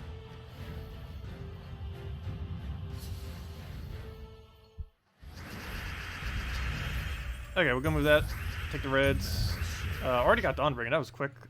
Take that. Go get a brown to a yellow. Almost full Ubistet. That doesn't make Ubistet easier to hit too, I guess. That's kind of nice. That's a Kima already. And I think he just fed us alignment with that, did he? No. All those gems and no alignment. Still don't have it. Not even off those skulls or anything. I guess we go for Dawnbringer and just hope he makes it go for us. So we'll throw Dawnbringer. Probably Ubistet next. Depends what he does. I could take this brown and try for skull. I don't really have much other alignment, so let's go for that. Get our Ubistet down. And still not worth it. I guess we just go for skull red. And we still don't have it. We keep getting it with red because we have the storm going for us. And every color we need it on is not occurring. Okay, we're gonna go kill that out. The skulls will way overkill it, and then we just have to deal with the summoner and go from there. So we'll take that down, take the red for Dawnbringer. You know what? I probably should have aimed that at him earlier. He would have probably died regardless. But yeah, that was a little bit of a weird way I did that. Let's go throw Dawnbringer just so he doesn't die. He'll take a skull. We'll take a skull. And I wish that was enough damage to kill him. That'd be very convenient right about now. I'll go move that over. He'll go do his thing. He didn't... Oh, he did. He gives us a little bit of alignment. Not really much, though. We'll take a... Oh, he actually got the Mythic as a summon. Interesting. I think I'm going to go down the Sakima route here and just hope we can keep that alignment. And it does look like we can. And that's match. Super overkill. At that point, all we would have needed was throw Dawnbringer or Ubistet or anything. And there we go. Yep, forgot to claim this reward as well. Let's get our 20 EXP. Level 35. We're almost at level 40. I forget what we even get at level 40. Probably nothing too interesting. I think level 70 is when we get the other pretty decent one. And also at max, we actually get 3 times skull damage, though there's better hero classes that utilize 3 times. So I don't think I'd bother going for that. Okay, what do we need here? He has Valraven first slot. That is the most annoying location where he could possibly be. Well, maybe not the most annoying. Actually, technically the most annoying would be 3rd or 4th when it's not blocked by yellow. Would be the absolute most annoying. Actually, first slot's actually probably one of the better ones, now that I think about it. Because there's nothing on this team that would actually block it. So it would just be best if it was in first, since it's already not blocked anyways. So he's going to take that yellow, almost guarantee. I need that skull though. Or then again, you know what? He's only going to do 5 damage. Maybe it is worth taking the yellow instead. We'll do that. I don't want him getting Valraven. And he only hits us for a 5 and only gets 1 mana, so I think that was better overall. Get full mana off of that. Take a skull, through Dawnbringer, go from there. And 1 more skull should be enough to kill, or pretty close to it. And yeah, that will be enough to wipe it out. He even just gives us the skulls, kind of. He put skulls on the board. That was not enough to actually get us going, though. So we'll take a purple. Doesn't really work out. We'll go and just take the skull. Go and... what else do we need? I guess we'll take a purple over. Get a nice Sakima in there and kind of go from there. So we'll do that. Get like a buff or something. Did we have alignment? No, we did not. So we'll just throw that onto hero. Get a gigantic amount of damage so that we one-shot everything. And still don't have alignment, so we'll just go take like a red or something. Start getting Dawnbringer up. Oh, wait, could I have taken that blue over? I could have. I could have gotten skull earlier, but we have the alignment now, so it's fine. I don't think this is enough damage, so we'll just throw it on you. And yeah, it wouldn't have been. We'll take the skull, take another skull, and take a 3rd skull, and just one-shot everything due to the buff. Should the Glory Reward Troop of the Week be bought multiple times for Ascension? If you want it for Kingdom upgrades and stuff, it'd be fine to do so. You would get a lot of arcane trait stones too, particularly when it's an epic. But yeah, you personally don't see me doing it too often just because I don't need the arcanes. I will eventually once we start getting a little bit closer to 10-star, 11-star, 12-star kingdoms, or you know, just higher stars in general. Technically they are starting to come next patch, but there's still a lot of kingdoms that are pretty far away from really reaching those higher levels. I probably will be doing it some here or there. But I don't know, I'm still kind of holding out on glory just in case. Because I don't want to spend it all and then we just need it for something else. But very soon I will start spending a lot more glory than whatever I do currently spend. Whoa! I should have threw a hit on you. Forgot how much damage that is. Wow, that was a lot of damage. We didn't even get Dawnbringer up yet. Well then. Feels like we're playing Guild Wars all over again. Let's see. What do we even need here? We do not have alignment. He also has a 1 HP enemy in first slot. Well, I'll just take the skull, I guess. Okay, double check what we have now. Still worthless. Throw Dawnbringer. Go. Throw Ubistet. Also, we don't get 1 stat per turn anymore either, since Ubistet's kind of dead. What do we need here? I need that summoner killed. Let's go get attack buff, just in case we need it. Also, does more damage to Dawnbringer, does 4 more damage. It's not huge, but it's technically 16 if he has a full team. Additional damage that we're doing. Now it's 12 additional damage. We'll go take the blue, go get Dawnbringer down. We still have barrier, but you never know. And is that enough? No, it is not. So I guess we wait a little bit. I have enough to hit him for a pretty decent amount. And then we just throw Dawnbringer at him. And that's pretty much match. Not really any way he's going to win from there. So we'll just move that over. And even if he wasn't dead, we still have 1 more skull, and that would have been that. Plus we could have still went for more Dawnbringers. Yeah, I need to not underestimate that. It's not that big a deal just losing 1 point like that, but we do want to try not losing them, just in case. There, move that over, move that down, go throw a Dawnbringer, and go from there. Let's see. Did we deal with skulls? I think we Dawnbringer first. He hit the 0. He doesn't even go for it. I guess because we had barrier and he was entangled, maybe? But he does a 0. He doesn't even remove my barrier because he does a 0. We'll go try getting another Dawnbringer down. Gotta be careful of his Corvatch hit, though. But we got Dawnbringer back to max. Did we have a drop for that? No, we did not. Let's throw another Dawnbringer at it. Actually, you know what? I'll wait until he does his ability before I do so. Just to give him a turn to waste his mana. So he wastes his mana. He does still get to steal the magic, though, but we'll throw another one down. And Sakima, can you get full mana somehow? We need a purple. And that's not available, so we'll stick a green over. Maybe get an attack buff for you. Throw a skull down. It's enough. So our next attack won't be... Oh, yes, it will. Oh, no, he's stunned. No, it won't. What do we need? We'll go take a red to skull. 1 HP, really. Luckily, we can just go Dawnbringer it, but still. Ah, that wasted skull. Why? Okay, we'll move that over. Go throw a Dawnbringer or something, hopefully. Did we go for this? Why not? Oh, no, stealthy, but it's still enough to kill both. And there we go. Hello, Maverick. Welcome. What's a good team if you don't have Ubistets? The replacement for Ubistet would be to run a second Spirit main. There's 3 replacements. A second Spirit main, the brown-yellow from the Kingdom, or, what's his name? Shadowhunter. But either of those 3 would be what you replace Sakima and Ubistet with. But it's, Rakshin, the, Shadowhunter, and 2 or 3 Spirit mains are the 3 replacements that you can make for various things within this team, which are much cheaper. It's an ultra rare, and a epic. Yeah, those 3 would be your main replacements for everything. You basically just put in whatever you feel like would work best for the other whatever else you have in your team. But those would be the replacements. And in the case of this, it does have to be fully traded because you really need that fire link. That's one of the main reasons you even use it. Its buff is okay as well, but it's mainly the link that's helping you out the most. Do we take this for 5 times or do we drop it the other way? I think we take it for 5 times. It does make it so we can't take the red now. I mean the yellow for an extra turn. But we got so much more mana from it. I think we net gained more mana anyways from doing it that way. So let's go and... Oh, never mind. We still have that. Oh, it did work out. Oh, wow. That worked out so perfectly. We almost got full mana on everything from doing that earlier then. Sweet. Okay, let's go through... I kind of want to go for this, so I don't know if it's really worth going for. I think I will. We'll go all in and kill out first slot. How did that not kill you? Luckily, Dawnbringer will. And he gets a lot of damage back. That's enough to kill, right? Yeah, it is. So we'll go for it. He'll take the skull and only do 5 damage. So we'll break the barrier, but that's fine. What else do we need? I guess we'll go for a red to skull drop. Would end up working out decently. If we could actually get it to land. That or just taking yellow might just be our best bet. Try getting a Ubistet hit down. He's not currently weakened enough, though, for that to actually work. Maybe it will be. If we throw a Dawnbringer down, it will be. Okay, he'll go do a hit. He just hits on barrier, and now we'll definitely have enough. We'll throw a Dawnbringer down. That's definitely kill range. Ooh, I wish that skull was enough as well. It is not. I guess we'll just go for Ubistet then. Make sure his weakest thing is still alive. So there's almost no way he can kill us with that. We'd have to really mess up for him to be able to get a kill with that. So all we really have to do now is just kind of mess around, move things around as needed, and that's the match. Okay, we'll get a Dawnbringer down.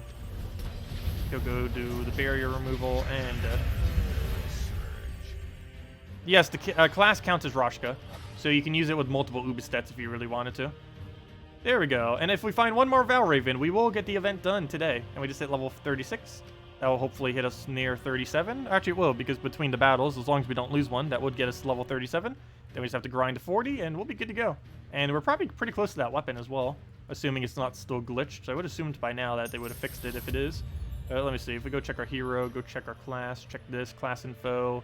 We need... Oh, we still need quite a bit more battles, but we could easily do it in PvP. We still need... what is that? 82 battles? I think I did math right. 82. About 82, approximately, until we get the weapon. But we can easily power level that in under an hour from PvP itself, just by doing casual PvP and repicking until we find a firebomb. Anyways, do we have another pet? No. We are getting a new pet next Wednesday. It's the one for Suncrest. It's the Dawnbird Phoenix thingy. Looks pretty cute. Anyways, let's go and fight, and here are the final 5s at the highest amount of stats they're ever going to be at. So hopefully we can take these out. Okay, what do we need here? Let's go take a... We'll take purple, why not? Okay, so purple into another purple, pretty much. Yeah, purple to purple. Purple. Nice extra turn. Nice double extra turn. What do we need? We'll grab a purple again. Might as well go all in. We already started. He got an extra turn off it. He gets a convert. Doesn't really do much, though. I want to make sure I don't give him that skull if I can. He hasn't... Oh, no, you know what? I guess it doesn't matter if we give him a skull. He's currently entangled. Okay, alignment. We have to have it somewheres. We do not. We'll move that over. Now do we have it? No, still don't have it. Okay, we'll go and I guess skull to Dawnbringer. So we'll do that over. I don't think it has enough damage. Oh, what are you doing with that high amount of damage? Whoa, that hit us so hard so quick. Red into all that mess. Grab that. Ubistats. Oh, he's just gonna summon. What do we do about this? This actually isn't a good situation. We'll throw that down. We'll take the green over. Move that. Dewy Ubistats. What does it hit? It hits the other summoner, so it hits those two. Hero's about to die is the biggest issue right here. And I don't have any way to currently save it. So I guess we just do this and hope we get lucky off of whatever he does here. As long as he doesn't hit us with something. Okay, he has club. Can we get full mana Dawnbringer right now? Without losing our turn. That's the main thing we need. We'll move that over. That is not the right colors. Is there any way I can move this to guarantee gain red? It does not look like it. So we'll move that over. Come on, all that red next to each other and I can't use any of it. And those are the wrong synergies as far as what's next to what. Let's see. Yeah, none of it seems worth it. I guess we just take the skull and just hope he does not hit hero, though he's almost guaranteed gonna hit hero. Okay, good. The AI is extremely bad. So we'll just go and... problem is, he's still going to get the kill. Oh, no, he won't. If I can get full mana right now, which I believe we can. We have the banner set, plus we have the other thing. So that should be full mana, which is. And he didn't gain his extra turn, so we just throw a Dawnbringer now. He's still going to get a hit, but at least we're still alive for now. So go throw that down. That gets a kill. He gets full mana. Please don't get that back to full. Okay, he has another hit, but he still have barrier, so that's fine. He just removed barrier now. We do not have alignment. We can double skull, though. It's a bit overkill, so we might as well just take a single skull. I think we buff him now. That's not going to keep him alive at all, but it's going to make him so he one-shots. Oops, don't give him that. Take the red. Okay, I got to go for that skull. It's not going to be enough to kill, though. And we do not have anything aligned, so we'll just take the skull over. Let him do whatever there. Go throw this on the first slots. Actually, getting Ubistat at this point would be pretty good. Yeah, we could just double kill it that way. He's still going to have a little... Oh, no, you're blocked! Ah, I forgot. Dawnbringer's blocking you on everything other than brown. Alignment, where are you? We need to save. Okay, that's a fail. Okay, we'll take the skull. Ubistat, get full mana right now, go. What do we need? We need these things to actually align is what we need. Still don't have it. I guess we'll take the skull. And then try just getting Ubistat one single mana. Which should be pretty easy at this point. Literally any color he takes will feed into him. even if our hero's blocking it, because it'll still go. We get a minimum. No! Right at the end, we get a minimum of 3. But he would get the kill right at the end. I was trying my best to keep it alive. Makes very little difference, but still. Okay, we better at least get a Valraven on one of these next 2 battles to make up for that. Hey, there we go. Okay. We didn't actually lose one yet, though. We just keep losing. I think we lost 3 troops so far. Which, again, that's only 3 points. That makes very, very little difference. But, I don't know. It still bothers me. Okay, let's go get a mana here. A lot of mana. As long as... Oh, it does give him yellow. Oh, he's blocked on yellow. That's fine, actually. I need to keep that alive for a while just so Valraven doesn't get mana. Dawnbringer. Do we throw it down now? Or do we go to Sakima? I think we throw it now. Because there's a blue there that we don't need. And that would have been the only move we really had. I guess we take another blue. I feel a shuffle coming any second now. I'm actually going to take the red because he's still being blocked, so that's fine. He takes yellow, but it's not going into his Valraven, so it doesn't matter if we keep giving him yellow. Take the red to blue, get another Dawnbringer. Now would be a good time to go get Sakima to full. I'll take it off of red so it leaks into the other one. He gets a bit of skull, which actually just helps us. And then we can Dawnbringer kill that, or should be able to. Is that enough? No, it is not. Not enough yellows. We only have 1, 2, 3, 4, 5. That's 10 extra damage. That would do 40. You've got to be kidding me. It's 1 damage off of killing him. Wow. Okay, new plan. Throw it at him. That'll die, obviously. And... Oh, problem. I just killed that, and now he's not blocked anymore. Oh, never mind. We have Ubistat. We can just do that. Never mind. That's not a problem. And now we win. All you have to do is hit him with a skull into a Dawnbringer into anything, and that'll kill. And a smash. He'll just hit us. And yeah, there we go. And as long as we don't lose a single battle, which we haven't yet, we will get that orb. Okay. Hopefully we get 1 more Valraven, so I have 2 battles to show for the video later. That'd be kind of awkward if I don't. There we go, we got a Valraven, perfect. Wow, what's with all the Valravens all of a sudden? We go like so dry on it forever, and now we're just getting them back to back. But yeah, those will be the 2 Valravens we'll use for the video later when we show it for the video, or you know, the normal video going over any hero class. Get a Dawnbringer on it. Oh, he's not. Oh, good. He is blocked on yellow. Never mind. That's fine. So we'll go take a purple here. Take a red to get the last little bit of its mana. Skull, I just ignore. Or not. Never mind. I just ruined my mana. I need to go take a purple now. But if I do, it gives him skull. Okay, never mind. You know what? We throw Dawnbringer down. He gives us free purple. And we go from there. There we go. Problem. 1 mana short. Well then, what do we do about that? Nothing. We just go take manas that we need. Go poke us. Double poke us. I can't move that into any good way, so I'll just take that over. Luckily it didn't cascade to anything bad. We'll throw another Dawnbringer down. She's still blocking. I need to keep her alive for as long as possible, so it's actually working out quite decently. I don't want to kill it yet. I want 1 more Dawnbringer if we can. That'd be very convenient. I think I deliberately give it a skull here. That's not what I meant! Oh well, we got it killed. That's slightly concerning, though I think we can manage. I think we'll go all in on that. Just to get it out the way. I don't know, maybe we should have done it on that, because now we could have killed it with a Dawnbringer. Now we can't. And that's a little concerning. We'll take the 1 yellow. He'll take probably the other one. Okay, good. He ruined it for himself. Ooh, damage. That's very high still. Get a Dawnbringer in there. Okay, 1 skull will kill that out. Apparently it'll also kill us out. But we have the 1 skull sitting there, so that's fine. We got 4 deaths so far. As long as we actually get every Valraven and win the battles, it doesn't really matter how many deaths we get. It makes very, very minimal difference. And that should be enough to kill it just off the ability. Even with 1 less troop, that's still enough boost ratio. Hello, Ranpro. Welcome. Also, hello, Blade as well. And M78. Welcome, everyone. I'll need 2 more battles, and then we'll give out a redeem code as well. And then we'll have the orb. See what we get from that. Technically 2 orbs, because we'll probably make leaderboard off of that as well, I would assume, hopefully. Also, we get to see how well we did compared to everyone else at exactly 40. To see how many deaths everyone else had. I think we had 4, so we should be pretty high up there as far as the 40 battles are concerned. Anyways, let's keep going. Only 2 to go. Yeah, I know. We have 8 more battles within the other 2 days. I completely forgot about that earlier this morning. Let's see. But yeah, we'll have them for the other 2 days. But we'll go take our, what do we need here? Take the red.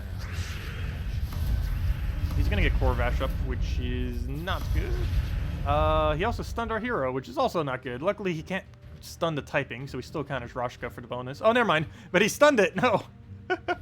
Really? Okay. He's entangled, so we're still going to just let him have his ability or his hit. Oh, he didn't. Oh, okay, that's bad. He got unentangled, but he didn't go for the skull, oddly enough. So, wow, Mira, you hit hard. 44. That can two-shot anything on my team or one-shot our hero if it feels like it. That's the other problem with using Dawnbringer as well.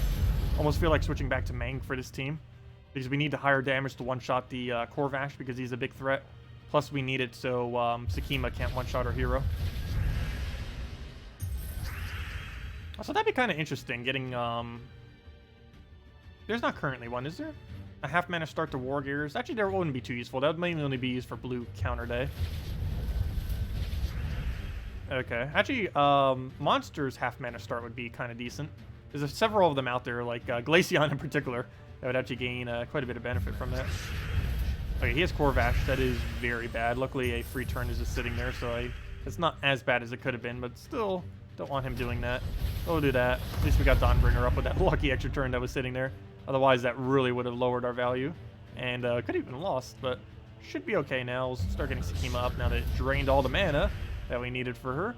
We'll take a purple to a purple. I'm actually going to let him have that skull. It's only one skull. Only one skull. 5 skulls later when he's dead. Archie only takes like 3. But how high his damage is. We'll take a red here again on the Dawnbringer. Keep us protected. Take the red over. Wish he had full mana. I'll just wait on a purple, I guess. There's no way we could take a red now. If there was, I would take it. But there is not. So we'll just go throw this down. Also, he's been stunned for a while, so we haven't been getting as many stats off of it. Which would be useful if we did, but oh well. Red, is it worth taking here? No. He gets a skull out of it. I'd rather have that skull, so we'll take that one. He just mana cores us again on something somewhat useful. I'll move that over, get a skull poke, he'll hit his back, some barrier though. There goes a Mira, luckily not on hero. He can still one-shot hero any second it feels like it. Luckily it's not smart enough to actually go for the one it hits best against. And there it goes, and Dawnbringer just wipes out the rest. Then one more battle. The final battle. Then we'll give out a redeem code. And then we'll actually finally mess with this hero class, because I still haven't actually bothered using it in a legitimate team. I was only farming with it earlier this morning, the little bit that I did use it. I haven't actually bothered using it for anything else. So we'll see what kind of teams we can build. Of course, mainly the teams we build around it would be focused on using Firestorm specifically. That's the only really good thing about this hero class. That and it counts as Rashka. Counting as Rashka isn't inherently good, it's just it works good with Ubistet. So there might be some Ubistet teams that are okay with it. Even though he did get nerfed, this is like one of the few things you would probably still use Ubistet for, is power leveling your hero class thingy. And Ubistet still isn't useless, it's just it got a lot less effective. It doesn't get like ridiculously easy kills anymore. You have to actually get like somewhat higher stats to be able to land them properly. Okay, we'll take a red here, get Dawnbringer. I wish I would kill him right now, though it doesn't seem like it's going to be anywhere near enough. But we'll go and, we'll take a purple. It didn't surge, unfortunately. We have like a 67 or something % chance, yet it didn't surge. Luckily, there wasn't enough brown for that to do. Actually, we could deny that as well by converting with her. We'll get a bunch of yellow. Try getting Ubistet here if we can. And then just double kill into Dawnbringer. Actually, you know what? We could Dawnbringer first and then double kill off of that. That should be enough damage. So we'll do that. And never mind. No, nerfed Ubistet will not have enough to do that. So we'll take a whole skull. And now it'll be enough. And we're barriered so he can't hit us. And there we go. And that is that. We have finished out the event. Or at least for what we're doing with it now. Obviously, anything we do from here will be for leaderboard purposes. And we hit 68, which means, yeah, we almost scored perfect. Perfect would have been 96, so that means we somehow died 8 times. I thought it was only 6. Apparently it was 8. But, yeah, that means we've died 8 times throughout all 40 of those battles. So it's not too bad. And that places us at 68th, so, or wherever that is. Or somewhere around there. It didn't actually update yet. Refresh. Still didn't update, but yeah, we're somewhere around there. But, yeah, we'll do the rest of them later to go make leaderboard. Currently, the top of the leaderboard isn't that contested, actually. I'm really surprised. I was kind of expecting someone to go max it out. I guess no one bothered throwing a ridiculous amount of gems yet. They already just haven't gotten around to doing the battles. It is still early. It's all weekend long. You have until Monday reset, so you could literally do it all on Sunday if you wanted to. But anyways, that's that for now. Let's go and claim our orb and our little bit last of EXP. Go give out a redeem code. And go level this thing more and use it in various teams. Please be a blue or purple. Come on. It's not green.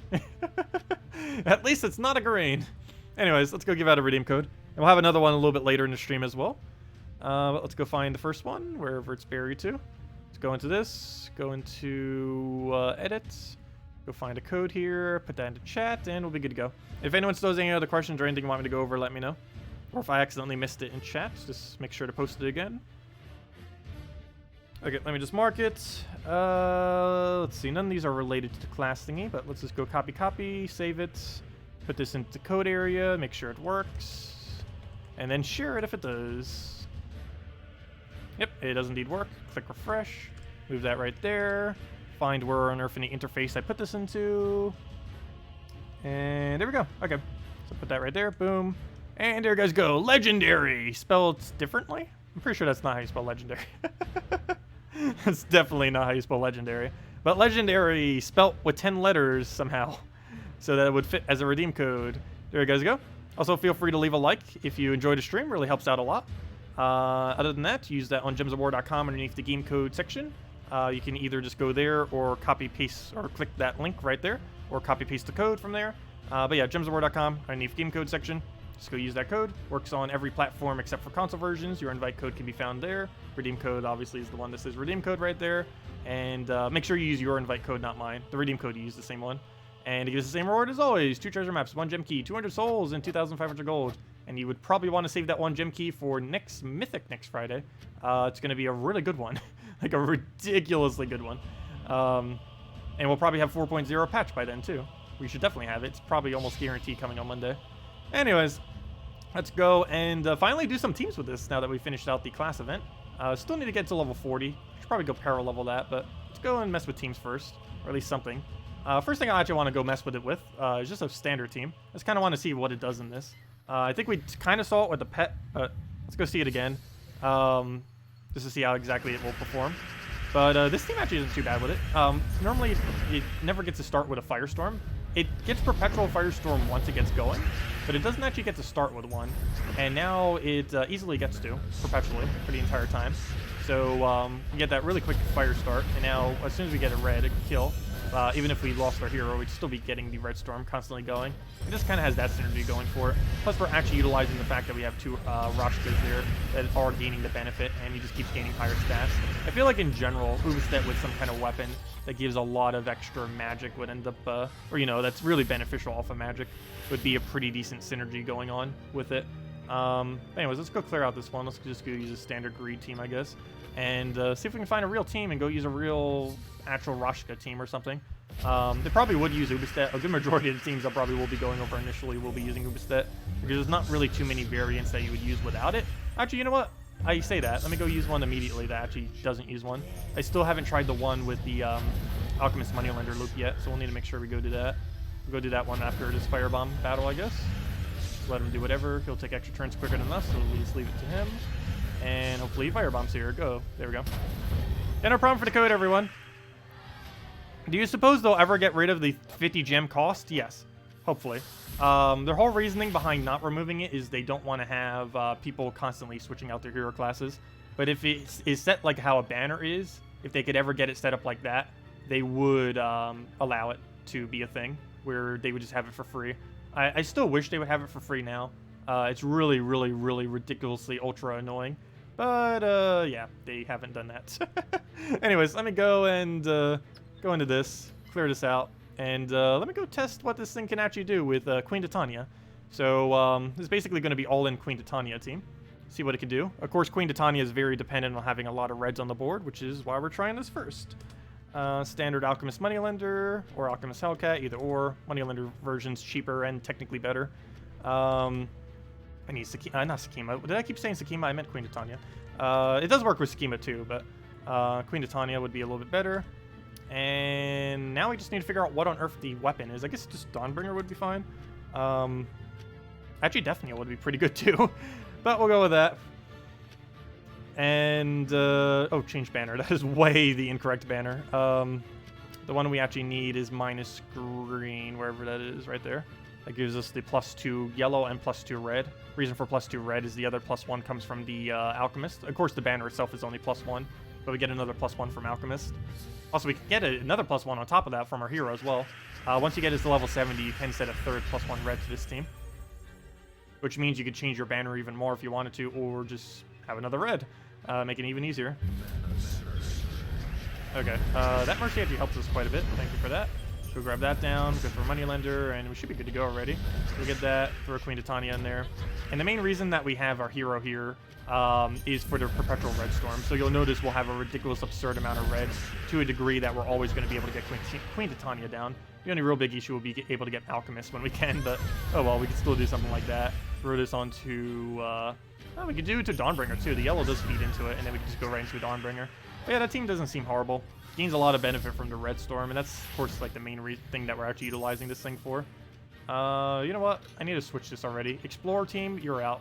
You're going to be replaced with Greed. Oh, wait, you already basically are a Greed team. Let's see. Let's go and...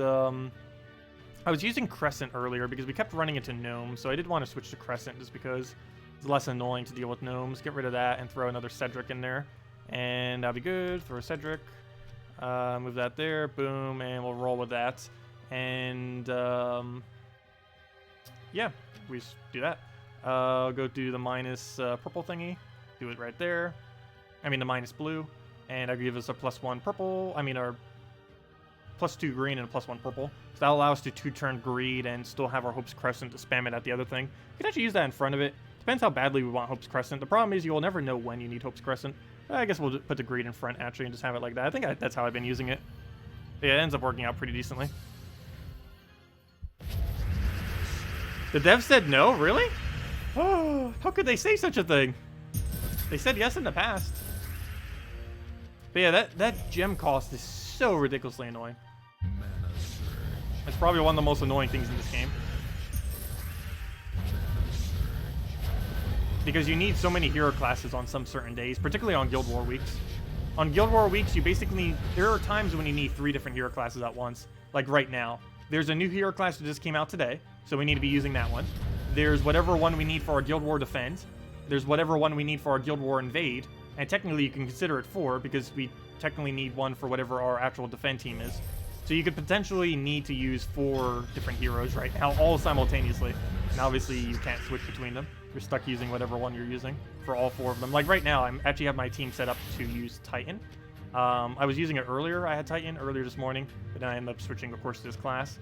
And now for our Defend team, which I can't actually change now, we have stuck as a 4x Giant team that's supposed to be using Titan.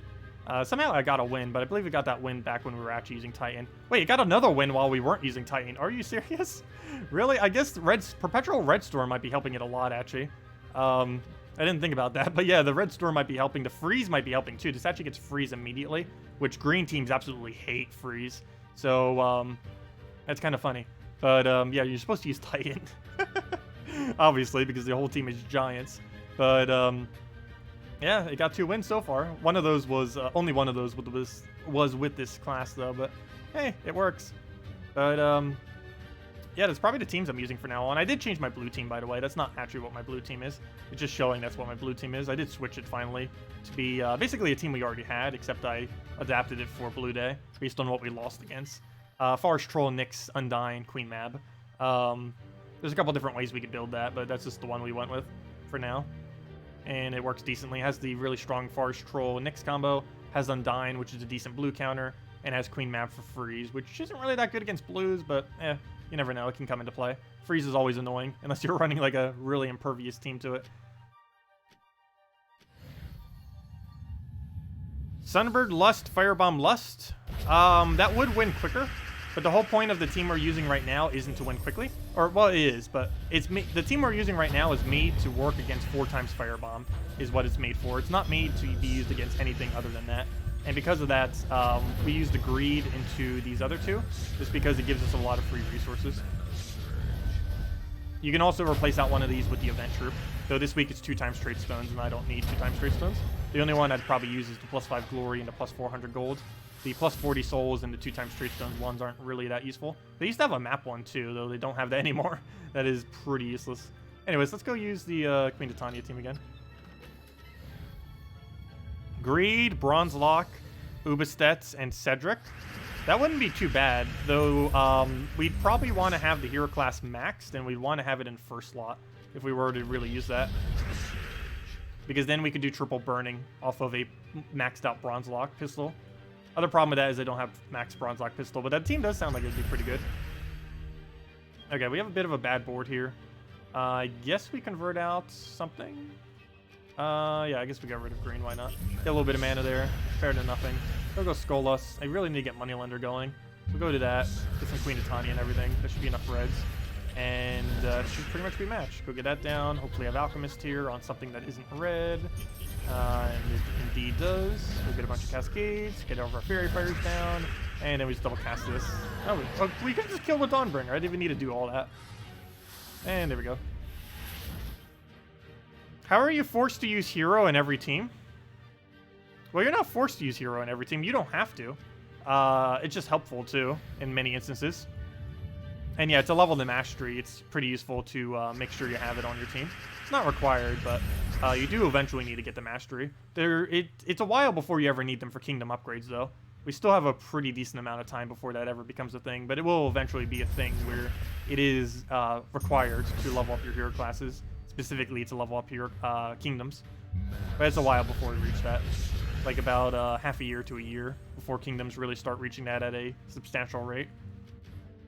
And even once they do start reaching it, something really easy like reach level 20 on a hero class. It doesn't reach level... I actually don't think you need level 100 until like level 19 or 20 kingdom or something. Forget exactly. But it is way down the line. Okay, let's go actually throw a free Dawnbringer here. Just make sure we don't die. Not like we're really going to, but just in case. He does have Infernus. He does have Ubistet. It can happen out of nowhere. What do we have here? None of it's worth grinding or taking there. We'll go take the... None of it's worth it. Let's take a red over, I guess. I almost want to Alchemist that. I'll probably regret it, but I don't have anything else to do it on. We'll go to that and just throw Dawnbringer. And there we go. I keep forgetting, we can just go do all of the mana convert back to Dawnbringer if it's within one-shot range. Which actually makes this team work out decently, oddly enough. Alright, let's go take out the nerfed Divine team. Also, don't forget, if you do want Divine Protector, it is available this week for $5. I don't know if it'd really be considered that worth it now that it got nerfed, but I know some people have been wanting it for a while. It is finally in there. I don't know when they're eventually going to be adding it by other means, but I don't know if they ever will add it by other means. But they did add it just recently to the every single time a Sinner Mirage event occurs, it'll be available for $5. I don't know if it's really worth going for, but it is still one of the slightly better weapons in the game. If you're bothering to run 4 times Divine Team, it is one of the things you kind of want to run with it. Mercy's a pretty good alternative, though, so if you don't have it, it's not like you need it. And that's about the only team you really use it for, and other variants of this, like Divinia, Ketris, and stuff like that. Do we not have gold yet? No, we do not. So let's go and get Alchemist to full mana, throw an Alchemist, and then go from there. So we'll take a red there. Just let him do whatever. He's frozen. Ha! That's what you get for being frozen. We got that off the hero. It feels so weird having a freeze on a team that has no freeze whatsoever. But we'll go and... What do we need here? You know, that actually would have been great synergy if they had that. Though that wouldn't really been that fitting for the hero class, which is probably why they switched it. But if you had the Death Tree plus the Water Tree, you would get a freeze at the start of battle, plus you would get a freeze every time you get a kill. It actually wouldn't be too bad of a combo. Okay, let's go throw this down. See if we have Alchemist somewhere. Doesn't look like we do, so we'll go move all that. Take a blue over. See if we get a Moneylender. Throw her down. Throw that radiant damage. Dead. Oh, how are you not dead? You have a lot of durability. Let's go and... Oh, you had a barrier in somewhere. You probably got a hit off. That's why. That's why you're not dead. Okay, we'll go do it on purple. Get the full mana. Throw a Moneylender. How are you not full mana? Throw a Queen Titania. And just take a skull. And there we go. Does the code work on PS4? Unfortunately, it does not. It does not work on the PS4 version, nor does it work on the Xbox One version. But it does work on every other version. Works on Steam, PC, all the mobile versions, Amazon version, all those. But just the 2 console versions it doesn't work on. And it mainly has to do with policy issues with them. We're currently switched over to Gobchomper team. I don't know if I want to stick with that or not. I switched over to this because I wanted, or just because the other team wasn't being as effective since it got nerfed, and the goblins were just being really annoying. I don't know, I guess we'll stick with it and see what happens. I feel like it's slightly towards the slower side, but it's pretty consistent. Plus, we could just keep repicking until we get Devours if we really have to, which is a nice benefit of it. Also, if nothing else, we get to test the freeze at the start of battle. That's actually pretty good against, obviously, goblins. That's one of the best things it's actually good against. It's the only thing in the entire game currently that allows you to freeze from the very first turn. I still wish they would add a mythic that has 4 times freeze at the start of battle as its unique trait. That'd be really, really effective. But this is the closest thing you have. Any hero that gets blue, the water tree, has the capability to freeze at the start of battle. It only freezes 1, but hopefully it will freeze an important one when it does so. And if you're using a pure color team, like if you're using on a Guild War Defend, you just froze all their colors guarantee, assuming they don't have a mean to freeze, of course, on whatever one it randomly hits. Okay, we'll just go do this on brown or something. That'll give us the mana we need to go with Chomper and just go from there. We use it for board control as well as just to get the mana. Normally we'd want to use it on yellow though, just because our banner set to brown. Hello, Enoch, welcome. Alright, we're gonna move that down, take a skull. Go try devouring all the other ones that aren't him because he's easier to kill. Get the kill. And we have 3. Hopefully we devour 3 times. So we'll go for that. Not a devour. Go for it again. Not a devour. Come on, devour. Devour. There we go. And now we just need to hit that twice. And we just need to go get our mana somehow. We'll go move that over. Only problem is he uses the same mana that we do. So we'll try denying us every single time. Yep, all it does is take every single mana we need. So we'll try for the skull there. And do we have any decent thing to do? I guess we'll go get rid of all the yellow, then take a brown somewhere. No brown to currently take. I guess we'll just move that over then. Take that brown. And that should be match. And dead. On to the next one. Also, that red storm really isn't helping us at all. Not to the slightest degree. I should probably just replace this into Queen Titania team. Like the one that we were literally just using. But let's see. We'll go devour you. Make sure I don't devour first slot while it's actually entangled. That would not make any sense. Go try securing that kill. And now he's just worried about skulls and actually getting our mana. Try for the thing. Oh, why did I just not take the guaranteed brown? I tried for a yellow cascade without actually taking the guaranteed brown. Fail. Okay, go move that. Get a free skull. Take the yellow. Go use this on brown or yellow or skull. That works too. And dead. And of course, he has that Goblin Slayer thing, which makes him do 2 times damage to goblins. Actually, everything he does more damage to goblins. 50% chance to devour them, 2 times on skull on his ability, and 2 times on skulls. There we go. Take a skull immediately. Just get a little bit of a hit down. Try getting his summoner devoured. Nice. Now he can just one-shot everything. And go from there. He's frozen, so he just stops. It also freezes his ability, so you can't even extra turn off of that, which is nice. So you just lose your turn. And that's pretty much match. Just need to get one last hit on it. It did not give us a skull that we could take. I guess we'll just take a brown in a way that doesn't give it a skull. And dead. Hello, Plumko. Welcome. Suggestion for a green Guild War team. Generally, you build it around Dark Maiden. Web Spinner Dark Maiden's pretty decent. Christinex spam is pretty decent. If you have multiple Christinexes, you can literally just win off of Christinexes.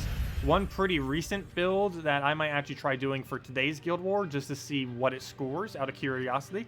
I probably shouldn't use it because it's probably going to be a little bit towards the weaker side. But I want to try something with multiple Gluttonies. Gluttony, maybe even just 4 Gluttony. Why not? Or 3 Gluttony with a hero. But then I'd have to change my hero to something better. But, yeah, it has potential to spam Gluttony. It's really cheap. Most people will have 3 Gluttonies, and even if you don't, you can get in event keys and like 10 event keys. Like 100% of the ultra rares currently in the drop table are basically just Gluttonies. So, you open 10 keys, you'll have enough to build the entire team. So, yeah, I think we're gonna test it to see what happens. I don't know if it's gonna be what exactly I'll do with it. I'm definitely using at least 1 Gluttony, ideally 2 or more, possibly 4, because why not? I don't know. We'll see.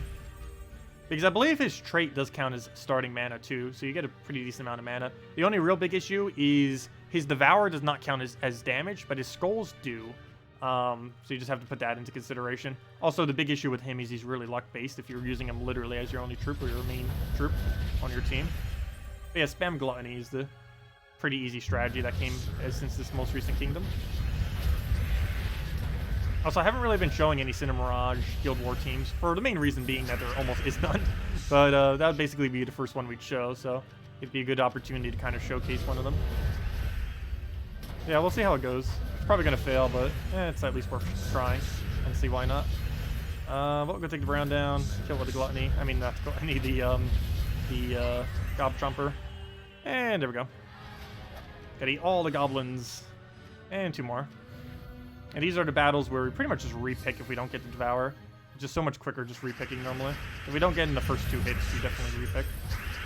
And if you were earlier in the game, you'd probably repick after just 1. Oops, I got... I have a habit of going for the Summoner, but I forgot he's entangled.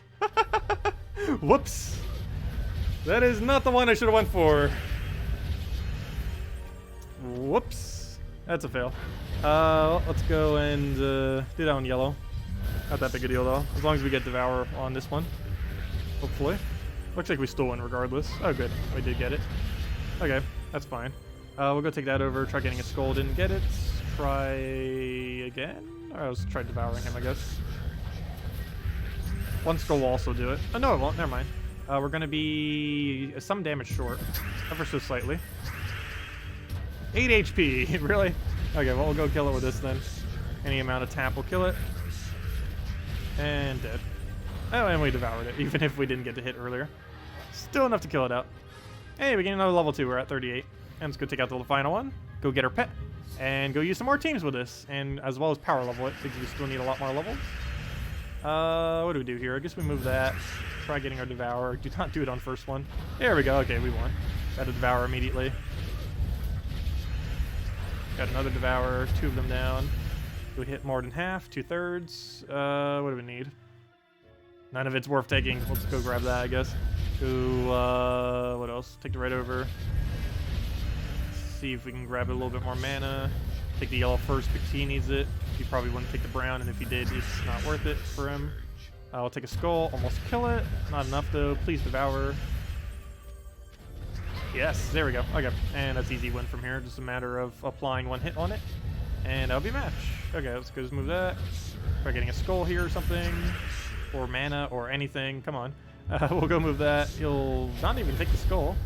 Let's see. We'll take a brown over. Take the yellow or Skull, whatever it gives us. We have so much stats. Okay, yeah, still not enough to kill it because it's not giving us anything. And down it goes. And there we have it. Okay. Claim our pets. 3 pet food, as well as 3 pets. There we go. How many more do we need? We still need another 3 before we can get it upgraded any further. It's only monster bonus, though, so it's not really that good of a bonus. Vinoxia, Glitterclaw, Arcanian Weaver, and Salvini Mora. I haven't actually been using Weaver on Green Day, I don't believe. I think I switched it for last week just because I was trying to use it. No, I was using Yagwe Tapon version, and then just getting a big Ketris, using Queen Aurora for everything. But yeah, I probably will try 4 times Gluttony, or maybe 3 Gluttony with Queen Aurora or something.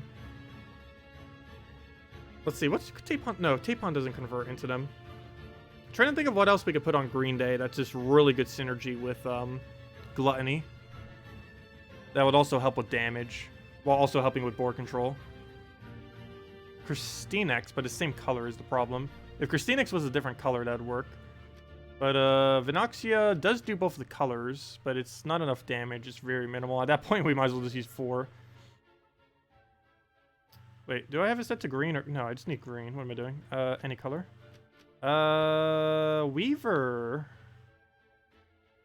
But it would never get a kill. It would take too long. So the web would reduce their damage if nothing else. But I need something just for pure damage and nothing else. Just an AoE that hits all 4 troops that has board control. That isn't Christinex, because it's the same color as them. Is there anything else other than Salvini Mora, actually? Even Ketris, but he's too high of a liability. Ideally a summoner. Christinex, you're just so perfect for it. But the problem is the rest of the team is that same color, so I can't do that.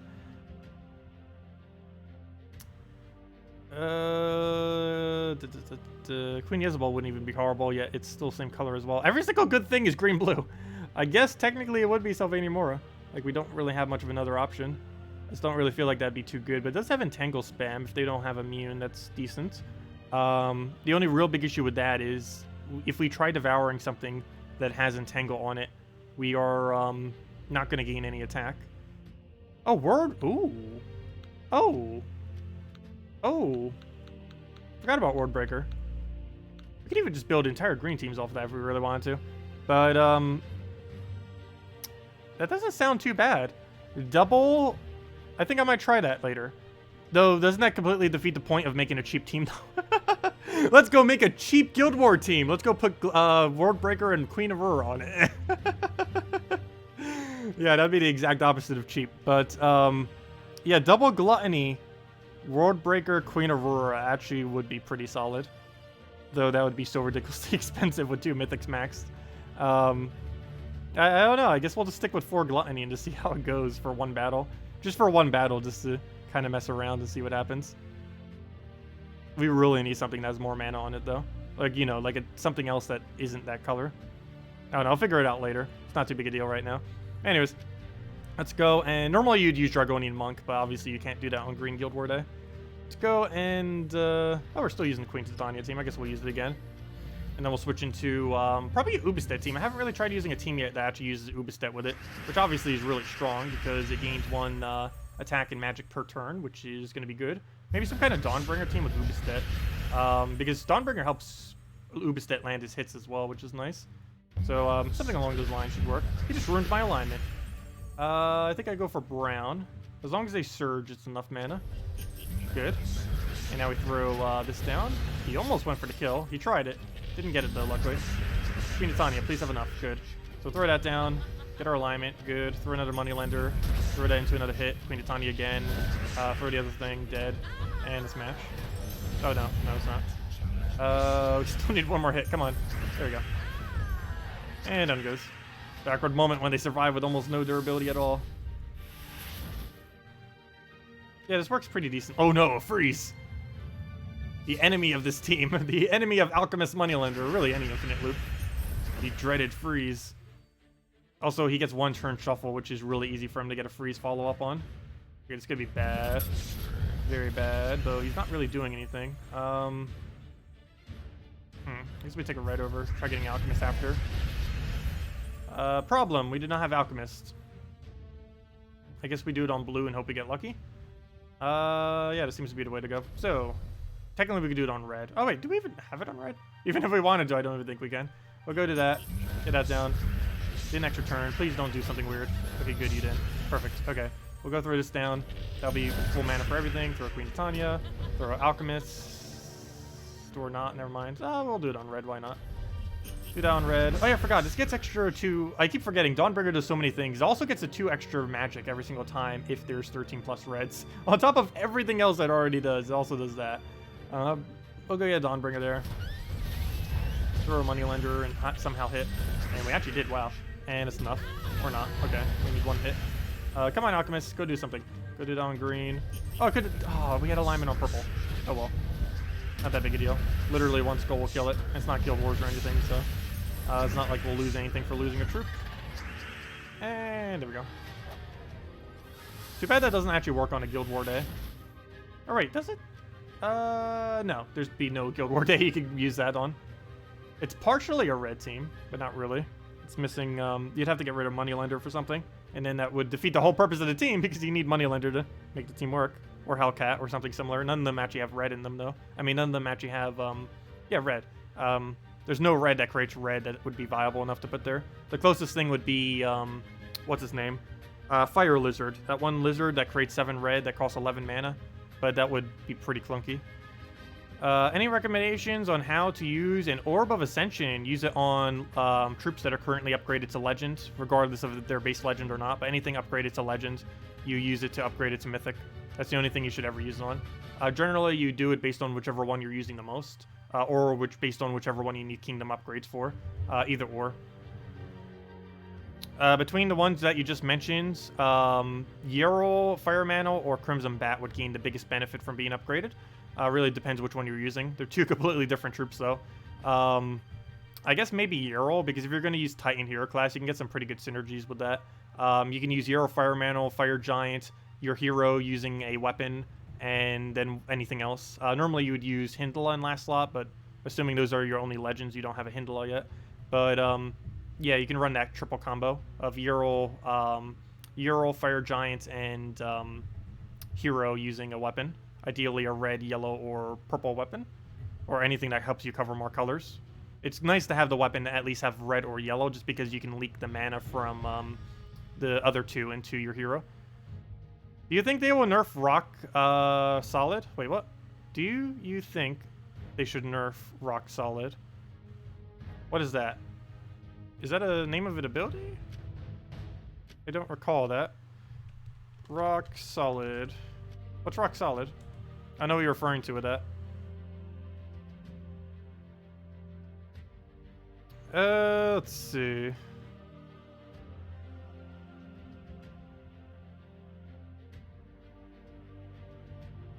Do you have to use the right hero class to get the hero XP reward? No, you can use any hero. I just did it with this class so that we could go directly into other stuff without having to spend 50 gems or anything.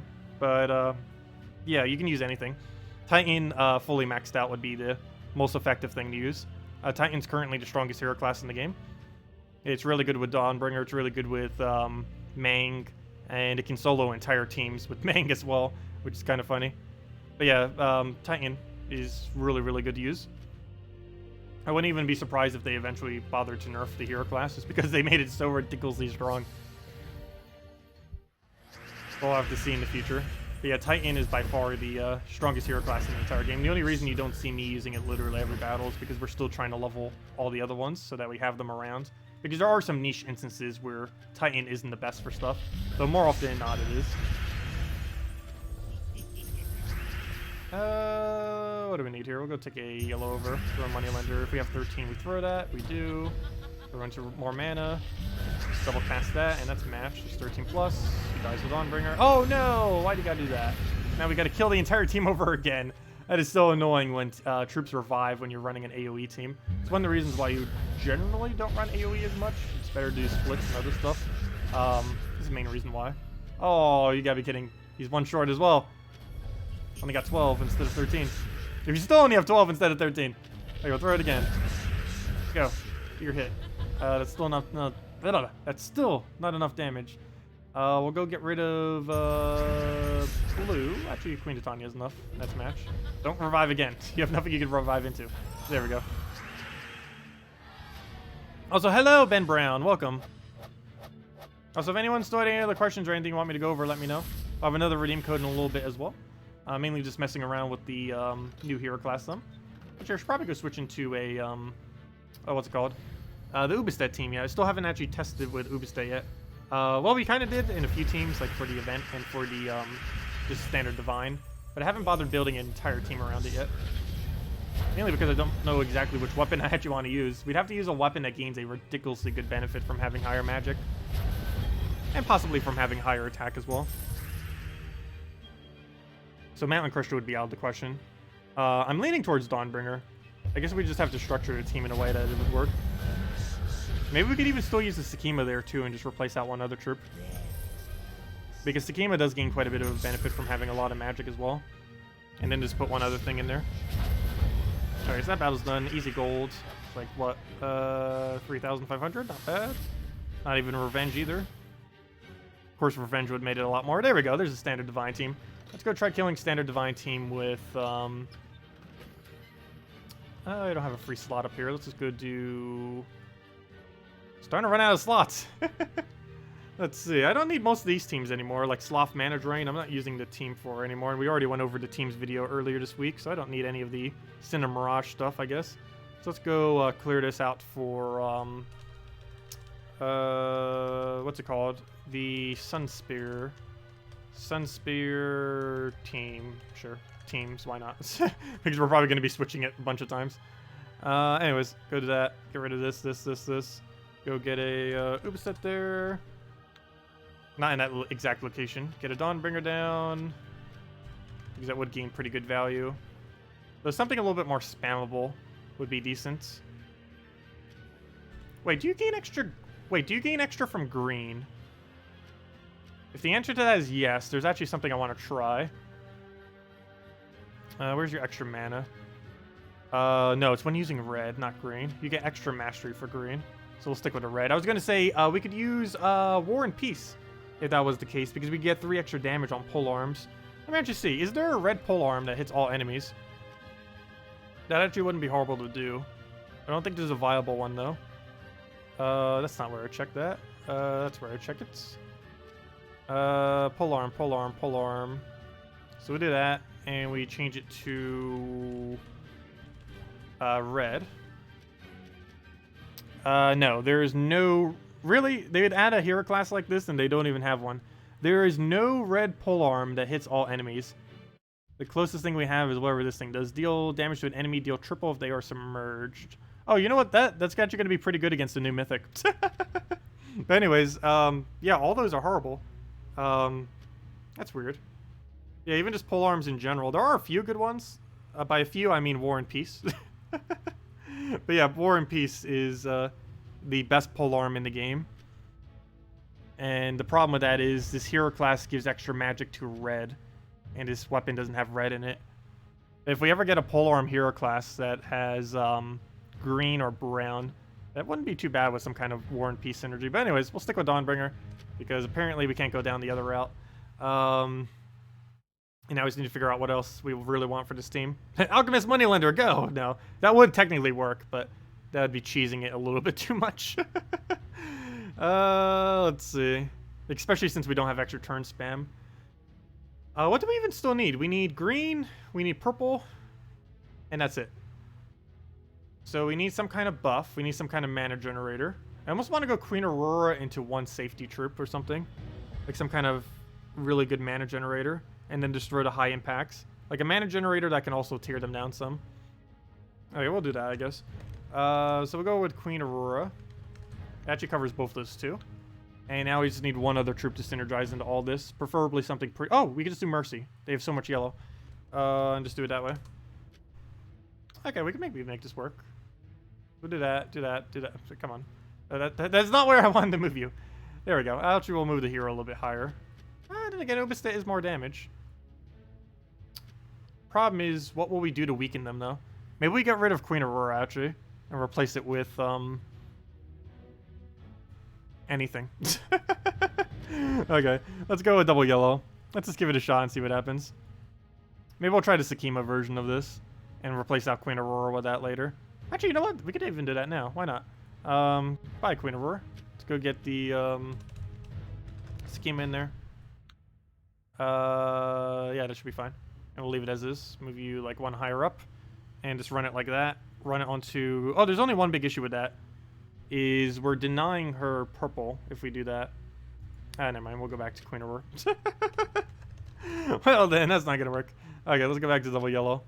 What bonus do we even get from that? Barely any. We're actually got divines, oddly enough. Between everything else going on there. Double yellow, where are you? Oh, that reminds me. I didn't check Roshka's from Other Kingdom, though. Or, whatever the typing is. Yeah, it's Roshka's, right? Yeah. Actually, there weren't really any Roshkas from Other Kingdoms, were there? I think Leonis Empire had, like, 1? Or 2 or something. But there's not too many of them out there. We'll go get that down. Would you rather see they nerf Titania? Or the other classes up, then? Neither? I think the answer to that is neither. Okay, we'll go and, he's still entangled, so we'll let him have a skull. Only big issue with Mercy as a mana generator, there's, after the first one, we lose so much value of having her in our team. Unless we just really get lucky like that. Okay, that works. So we'll get Dawnbringer down, then we get Ubistet down, then we get another Ubistet down, and that's a match. That should be match. No! You gained a double barrier thing! That is so annoying, because this team has no way to get rid of it unless we had Dispel, and we're not currently using Dispel. I think we just lost because he has barrier. Oh, wait, no, that won't be an issue. As long as the hero itself doesn't have barrier. We just need to lower that down enough and then Ubistet kill it. Okay, this team's definitely not going to work. But that was worth a shot. Okay, we'll go and pick a red. I need something that utilizes the fact that it has the red storm a little bit more. Is that enough damage? I want to say no because it got nerfed, but you never know. Yeah, it's not enough. That's kind of to be expected. Okay, I need to not hit it with Skull and get full Ubistet mana, and that'll be kill. Luckily, we get so much extra mana from the Queen Aurora there. Okay, so that dies. I'm actually deliberately not going to go for that Skull. Ideally, we can get full mana right now somehow. And we almost did. Unfortunately... Okay, I need him to go for the skull so badly. Please go for it. No! He never wants to prioritize that, but there we go. We'll go for that. And he gets a barrier from the... Really, if you win off of that... Okay, good. Well, that didn't work out well. Is there a reason I didn't upgrade Dawnbringer? Because they said they might eventually add another hero class, or not hero class, another mythic weapon to the game that uses 3 manas. It's something that they are considering in the future, and if they were to do that, it is almost guaranteed to have a better benefit than what Dawnbringer does. And I'm kind of just waiting it out in hopes that it will have better benefits than whatever Dawnbringer does. It might not be better than Dawnbringer, but Dawnbringer's benefits are so ridiculously horrible that almost any mythic weapon that actually legitimately uses 3 colors would probably be better to upgrade in Dawnbringer, because it's almost impossible to get worse perks than what Dawnbringer has. So I'm basically holding out, because by the time we actually have enough to max out a mythic weapon, which takes like, what, 55 or something? By the time we actually have enough to max out a mythic weapon, they probably would already add another mythic weapon to the game. So I'm basically just holding out until they maybe eventually add one. Otherwise, I will just put it into Dawnbringer, yes. Once we can get it almost to max Dawnbringer, excuse me, we're probably going to go upgrade Dawnbringer. Also, a lot more mythic ingots come into the game next patch as well. Currently, we've gained about 19 mythic ingots since they were released ages ago. And we need around, what, 55, I think, to max it or something. And starting next patch, we'll be able to get like 30 per month or something. Like a lot more than what we have now, for sure. It's going to be a lot easier to obtain compared to now. That's kind of one of the whole reasons for delves in the first place, is there's supposed to be a way to easily obtain ingots, or at least easier than the current methods. What about Grapple Pot? What about Grapple Pot? She's pretty good with Alchemists, if that's what you're asking, like Alchemist Moneylender kind of teams. The whole purpose of what we were trying to do earlier, though, was try to utilize this hero class to actually be used for what the hero class is supposed to be used for. That's mainly what we're trying to do, like using it with like Roshkas and using it with like a team like this, where we're utilizing it for Firestorm and other similar teams. I'm actually going to throw Dawnbringer here. We do end our turn, obviously, but we'll go and just take Skull, and one single hit will do it from here. Problem is, we don't have the mana for it, so we'll go and we'll go the Dawnbringer route. Or not, okay. Well, he does so much gem spawn that he might just give us mana from doing that, so we'll do that. And wait, why didn't I just take purple? We could have already won. Oh no, he's gonna Suna now. No, don't. We gotta start all over again. Actually, that's not too big a deal. It's almost enough damage to kill it now, but we'll go for that. Get a 13 plus red. Do that, dead. And there we go. Yeah, Grapple Pot's pretty decent. You can use it on any team. You don't have to use it on goblins. Of course, that's one of the biggest things it gets used on, is 4 times goblin teams.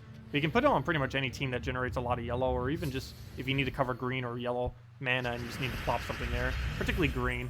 Like Gorgulfa in first slot, and just plopping a Grapple Pot in last slot's actually really strong. You could win pretty much any team with that, or any battle, because you have the tank ability of Gorgulfa followed by Grapple Pot constantly poking for some damage. Alright, we'll go move this over. Not really too much worth taking here. Moneylender is not worth getting first. And that, okay, good. He did get Cascade full mana. So it creates a bunch of yellow for us. He's going to get Oopstay here, but that shouldn't be enough damage because he got nerfed, so that's nice. We'll go and do on purple there. Go get a Moneylender down. That'll be enough to get Queen Titania. No, I missed! I lost. It's over. If he cast right now, anything, we did. Well then, that's not good. That was a really big Moneylender miss. It feels like Queen Titania is so much stronger than Suna. Oh, it is. I mentioned that when Suna came out. Queen Titania is basically the mythic, and Suna is like a rare or something.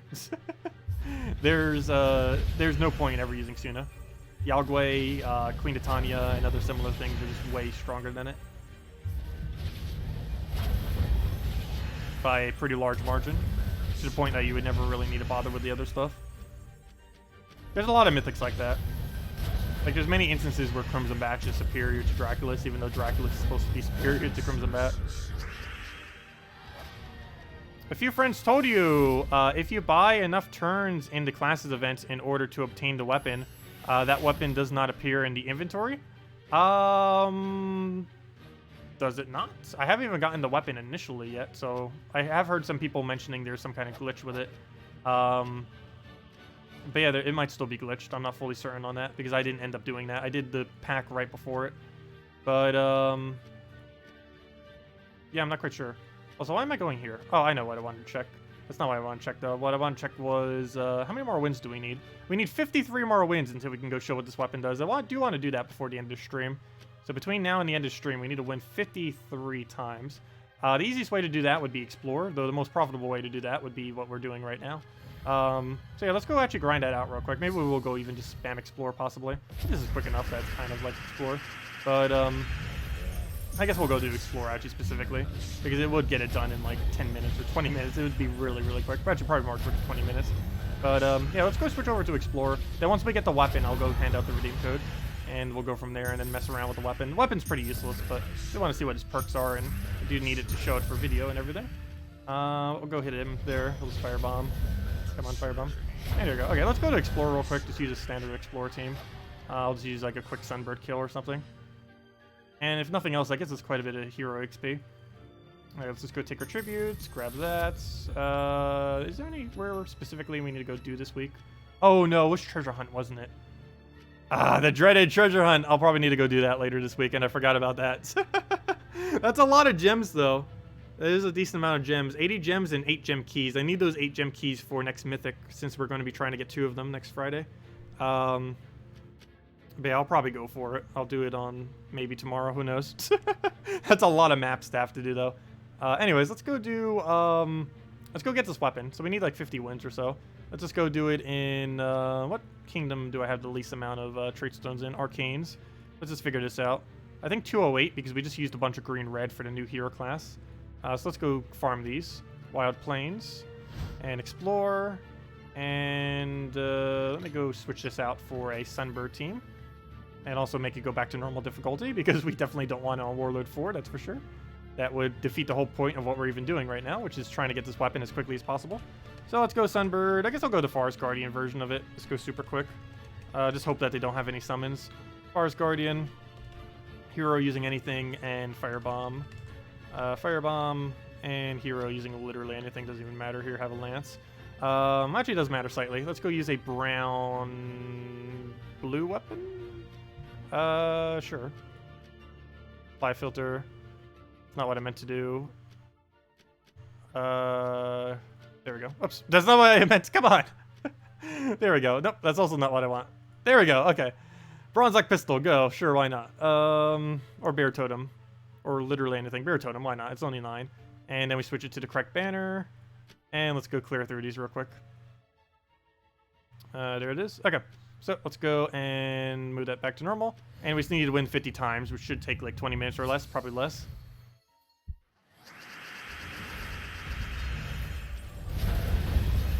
And this is for Sunbird, and if any lives, we throw the totem. Or if any revive, that'll basically be our kill-off method. And we just keep repeating this. Oh, an Infernus! Really? And he even has a legend in there if that wasn't already enough. Yeah, we got him entangled. That doesn't do anything. Too bad there isn't any way to get initial damage right off this start of battle. That'd be pretty useful as well. Hey, we got our Arcane already. Also, did they fix that so that you can't hover over the ability and then cast it? I think they did. I just noticed that when I was just hovering over the ability, it doesn't show that I'm able to cast it even on my turn. Like right now, it's my turn.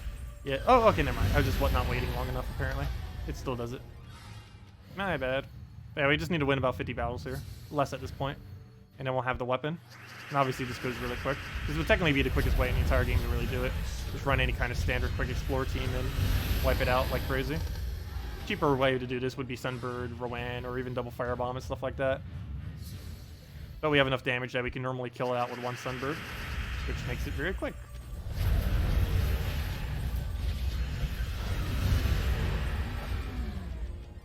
But yeah, we just need to do it until we get the weapon. Main thing we need to do now.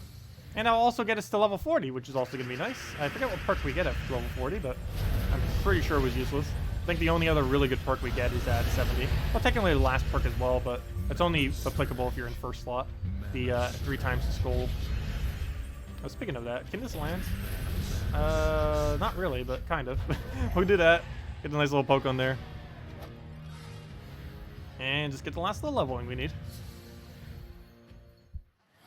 If anyone has any questions, now would be a pretty good time for it, because pretty much it's going to be doing the same thing for about 10 minutes. Just so we get the last little level so we can get the weapon.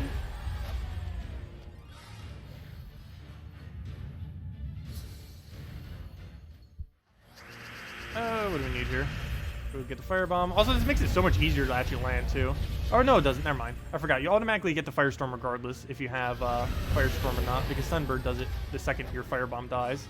Which does mean that for the firebomb explosions, it does have firestorm active. Even if you didn't have the hero class.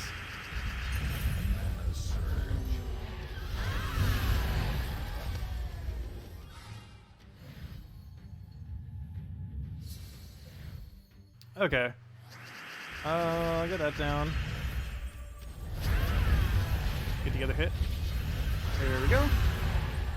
Should only need about 40 more. Let's see, we can actually check it pretty quickly. Actually, I wish there was a slightly quicker way to check it, because you have to go through the troop menu and then it like lags like crazy. Let's see, class, info. Yeah, we need 42 more.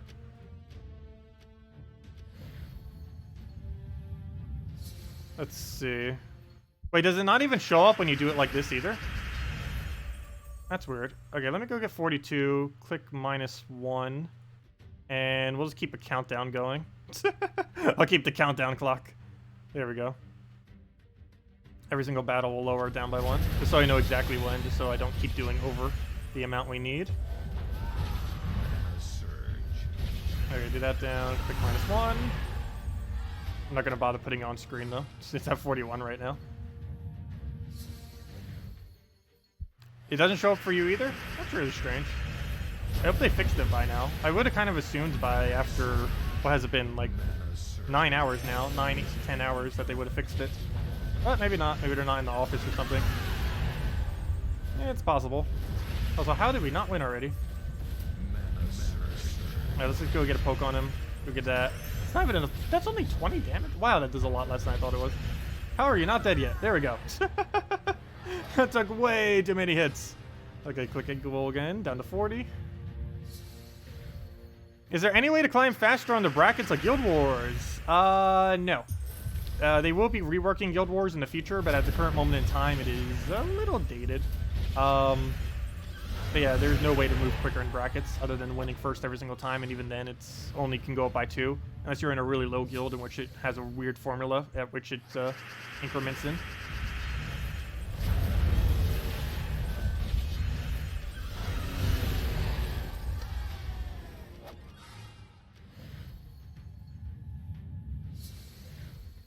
Hey, we got a gnome. Oh, so that reminds me. I think the next gnome event's in a couple weeks. I actually gotta double check that, because it doesn't show you in game for whatever reason. But for any of you wondering, the next gnome event is a while from now. The next gnome event is, oh no, never mind, not that while. It's September 10th, which is,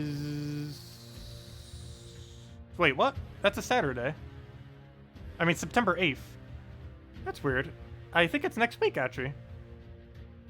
It's either next week or next Saturday. I don't know why it says Saturday on this. Normally it starts on Fridays. So I don't know what's up with that. But yeah, it currently says next Vault event is next Saturday, oddly enough. That's weird. But yeah, next Saturday. Or Friday, who knows.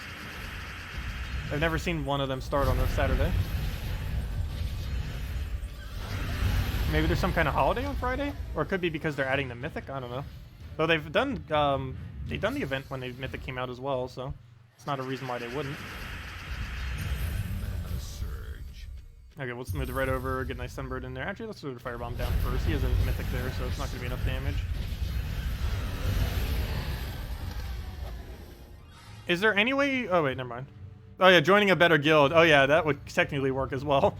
That'd be a way to go up a lot of brackets instantly. Would be to join a better guild.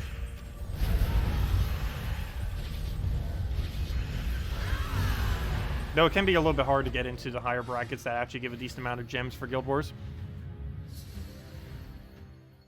No. The 4.0 patch is almost guaranteed going to be on Monday. Or at least sometime before Friday for sure. But almost guarantee Monday or Tuesday or some kind of day right around that area. Also, one more level until level 40. We're almost there, as well as the weapon, which is the main thing we're trying to get. As soon as we get the weapon, we'll go and hand out a code. Also, I put up this timer thingy, or this little calculator thing, to try to keep track of how many wins, just so we can backtrack it. But I already lost track. I keep not clicking it every single time we get a win. That's gonna be close enough. Doesn't need to be exact. I just don't want to go like 10s over it. That would be way too many extra.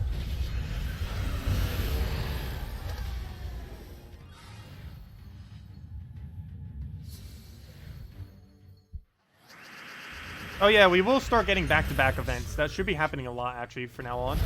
Getting back-to-back events. I think eventually they want to have it so there's one every single week. Eventually. There's also going to be a daily event every single day other than weekend ones. So Mondays will be resets. Tuesday will be delves. Wednesday are pets, Thursday is hero class, and Friday is whatever new content. And that Friday from the Friday one lasts all the way until Monday normally. And that's basically what they're doing for it.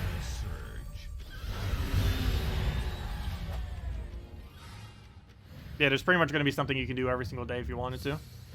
Though pets can pretty much be ignored after a while, unless it's a new pet. Class events can also be ignored once you've maxed out the class. Unless you just want the orbs. And the Friday stuff isn't something that you can always do. Like, if it's a new mythic, you might not actually be able to obtain it due to how many resources you currently have.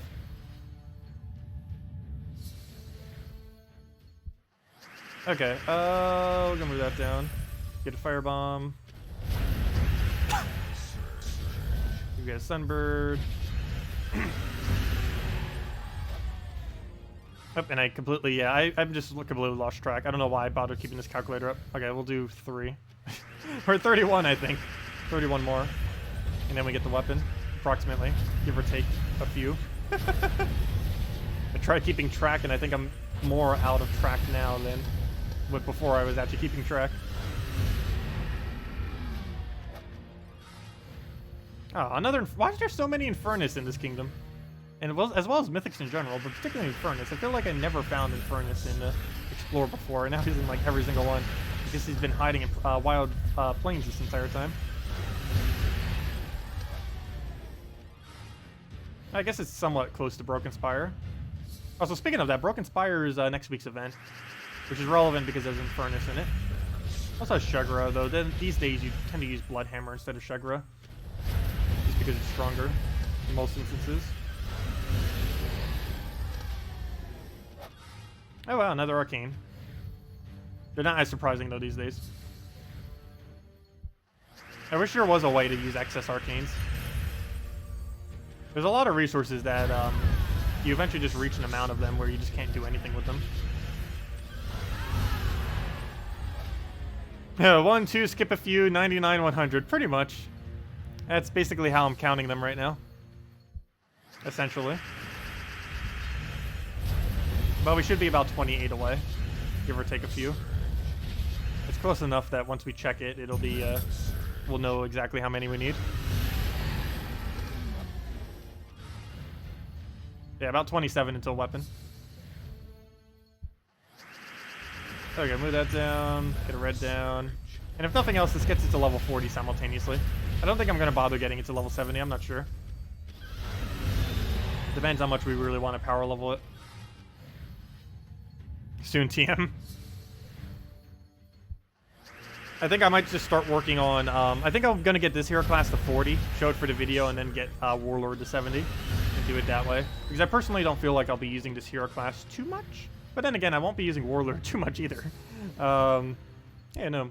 But, I don't know, it just, Firestorm just doesn't seem too useful. Like, Infinite Firestorm. Just because there's so many good troops that already do it. Mainly, Infernus. Hey, we got an Arcane Wood, 2,500 gold, very nice. Of course, we can get that in PvP in like 30 seconds, or less, but still. Now we get Sunbird down, it's definitely not enough damage, but Firebomb will clear it. And about 25 to go.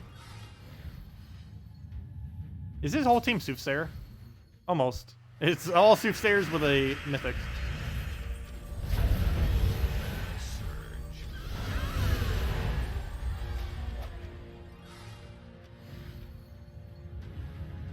When you were building the green team, you were looking at for a troop with damage at all, hence why grapple pot. Oh, okay, that's what you were mentioning that for. I think I meant board control and damage, though. Because we need the board control aspect of it, was the whole other point. It's why I was saying that we need a KrissTigger. Also has summon too, which is really useful. But yeah, I'm leaning actually just towards doing KrissTigger triple gluttony or something. Or gluttony, KrissTigger gluttony, or something along those lines. Because we can technically get a KrissTigger up just through enchant by taking a purple. So he'd automatically reach full mana even if fully blocked. We could even go double gluttony, double KrissTigger, but then that would start making it slightly too expensive. Because for one, some people might not even have a single KrissTigger. Because the whole point was to make the team really cheap, so that people could actually use it. Hey, Celestial. Oh no! It did that weird glitch thingy where it goes all the way out. Let's go back in. What's with all the mythics? I feel like it's every single battle we're getting a mythic to fight. Which makes it go a lot slower because they don't die in one shot, normally. There are a few of them that do. Depends on the durability of the rest of the team. There are a few things in this kingdom that has pretty high attack, but we're not really getting any. We're getting like everything except the kingdom itself, oddly enough. I'll get that down, get a nice clear. He survives with 3, still dead though. Divine Protector can be okay. You can still use it for its cleanse barrier. Even if you're not using a single Divine on your team, it's actually not horrible. Just because they gave it such amazingly good perks. I'll throw a Sunbird in there. Gotta do something about that last little bit of damage there. Let's go to that. Oh, I could just take a skull as well, but that works. Take a last little poke, and we're good to go. Okay, we should be within about 22 more battles, question mark? I don't even know at this point. Oh, we're somewhere around 22 more battles until we get the weapon. And then that'll be that. We'll mess with the weapon for a battle or two, see what other teams, and go from there. And we'll have a redeem code as soon as we find this thing as well. Or, you know, we get the weapon. Assuming we can even get it. People were saying that we can't get it, so. Or if there was some kind of glitch with it. But if not, nonetheless, we still need to go and make sure we obtain it for at least, so we don't need to do it later. Can you get all cards with in the class events, like Mythic? If it's applicable to the typing, yes. So for example, it is possible to get Ubistet from the current event. It is very unlikely that you would get it, but it is possible by spending gems to get sigils for this event that those troops that it gives you could be an Ubistet. It could also be a Sakima, and it could also be some kind of trash troop within the kingdom. But it is technically ever so slightly possible to get Ubistet from it, yes. It's somewhere around a 1 in 1,000 chance, possibly even lower. But it is possible. I've only gotten one mythic so far throughout all of them, and it was the Wild Queen during the Centaur one. The what's that one hero class called? Whatever the Centaur hero class is. That one yellow-purple one from Divining Fields. The Stargazer? No, it's not called Stargazer. It's called Oracle. Oracle. During the Oracle event, we ended up getting a mythic from it. Only ever happened once so far, though. And we've spent thousands upon thousands of gems throughout all the events. So yeah, it's pretty unlikely. Are the Guild War troops obtainable from normal keys? No. They're only obtainable from the guild itself. And the other ones are only obtainable from guild keys specifically. It's also one of the reasons why you see me holding all my seals. We have over 100,000 of them right now. The main reason we're saving them is they said they would eventually do some kind of guild rework in which they would go and add different drop table to them. But they still haven't done that yet, unfortunately. Hopefully they will soon. They are planning on some guild changes over the next few patches. Next patch, the one before Christmas, and probably the one after the holidays, will all be somewhat guild related. They're not all going to be like pure guild related, but all of them will have small guild tweaks, probably for Guild Wars and guild in general and other similar features with them.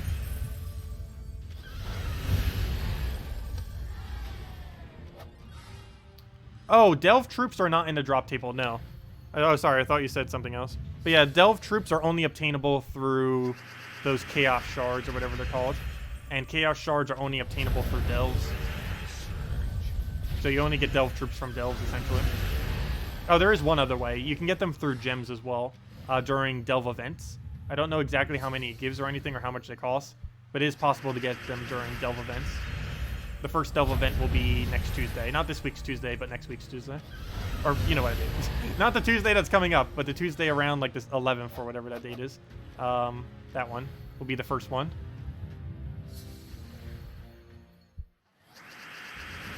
Let's see. We'll get a firebomb down.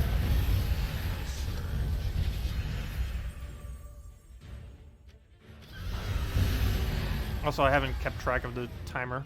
I think we're at 18, 19? 19. Let's go with 19. That or we can just check in and we'll know for sure. We'll probably check it once we get to about 5. Just to see the exact number we need. For all we know, we could already be there by the time I reach that, due to how much I've been miscounting. If anyone still has any other questions, let me know. We're just grinding out the weapon at the moment, which we're so close. Okay, we'll go get that done. I'm surprised. He's like the most durable mythic, yet he still goes down.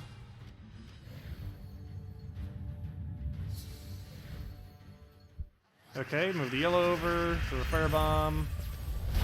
Get a sunbird if we can. Oh, we'll take it that way, why not? Get a nice hit in there.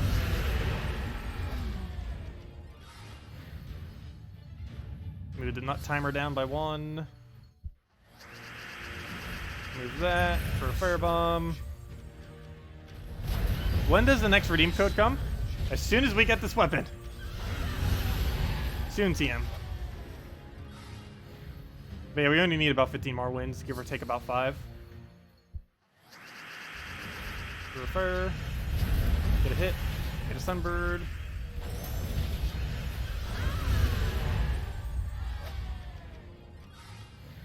That should be 14 more. Take a purple, take a red. See, we need that for that. Oh no, 2 of them lived. It's bad when that happens. We don't have enough to win now. We'll throw this and just hope something happens. Go. There we go, something happens. And dead. Oh no! I took it the wrong way! Fail. Which is never. Well, I mean, once we reach the goal. Like, if it doesn't give us the weapon when we reach 250, I'm obviously still giving us a code. If it's still glitched. I'm hoping that it's been fixed by now. I'm actually going to make sure we restart the game right before, just in case they have fixed it. Oh, and also we just gained level 40. So that's nice. Let's go and give him his other talent. I don't think he got anything good at level 40, but let's go give him something. But yeah, I'll restart it right before we hit it, and hope that they've patched it by now. They've had over 9 hours, so hopefully they have. Come on, game load. We're just waiting till the troop menu loads. Also, I brought her water. I haven't even taken a single sip from it the entire time.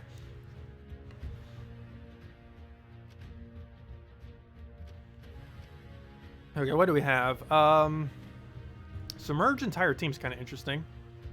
Oh, 1 extra magic to all reds is a little bit more damage for us. We'll go with that. In the context of what we're doing right now, that's actually better. Because that's 1 extra damage to our Sunbird and our Firebomb. It's not that big a difference, but 2 damage could be the difference between us wasting like 10 seconds.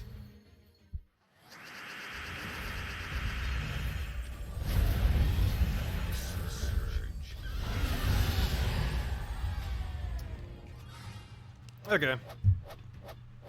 Let's keep going. Could you show a team for the class event that doesn't use a mythic?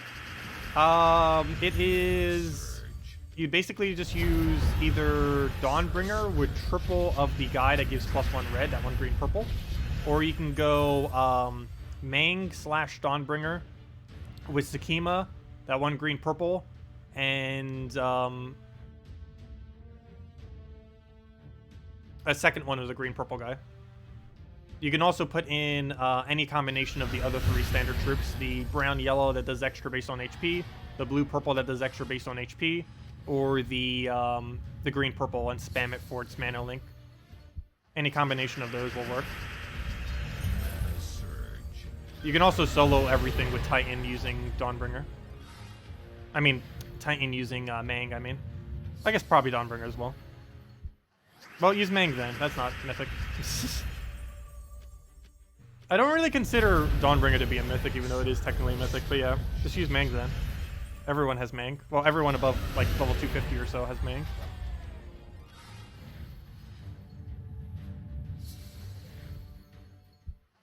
Also, I wasn't keeping track of the amount of battles that entire time. Fail. the number I have is probably so off. Right now it says I need 10 more battles, which I'm pretty sure we actually need more or less than that. There's almost no way that the number I have right now is the actual correct number. So that's really funny if it is. Yeah, it should be about 9 more. Hey, a gnome. Alright, we'll go move that over. Go throw a firebomb, throw sunbird, go from there. Hopefully have a good loot here. Come on, Volkey. 100 souls. Can you not drop your worst drop? Actually, that's not your worst drop. Like 2 minor treat stones or something would be your worst, or 2 diamonds or something else like that. Okay, let's go move the right over. I think that's just wipe immediately. No, it is not. What are you doing with Mythic? What's with all the Mythics? This kingdom has like 1 billion Mythics in it. Okay, let's get a few more battles in. Well, you can consider, you can solo the class event with Mang too. That's what I meant to say. I didn't actually mean to say Dawnbringer. But yes, technically Dawnbringer would work too. Most likely. But I was more so referring to Mang. Because you can one-shot everything.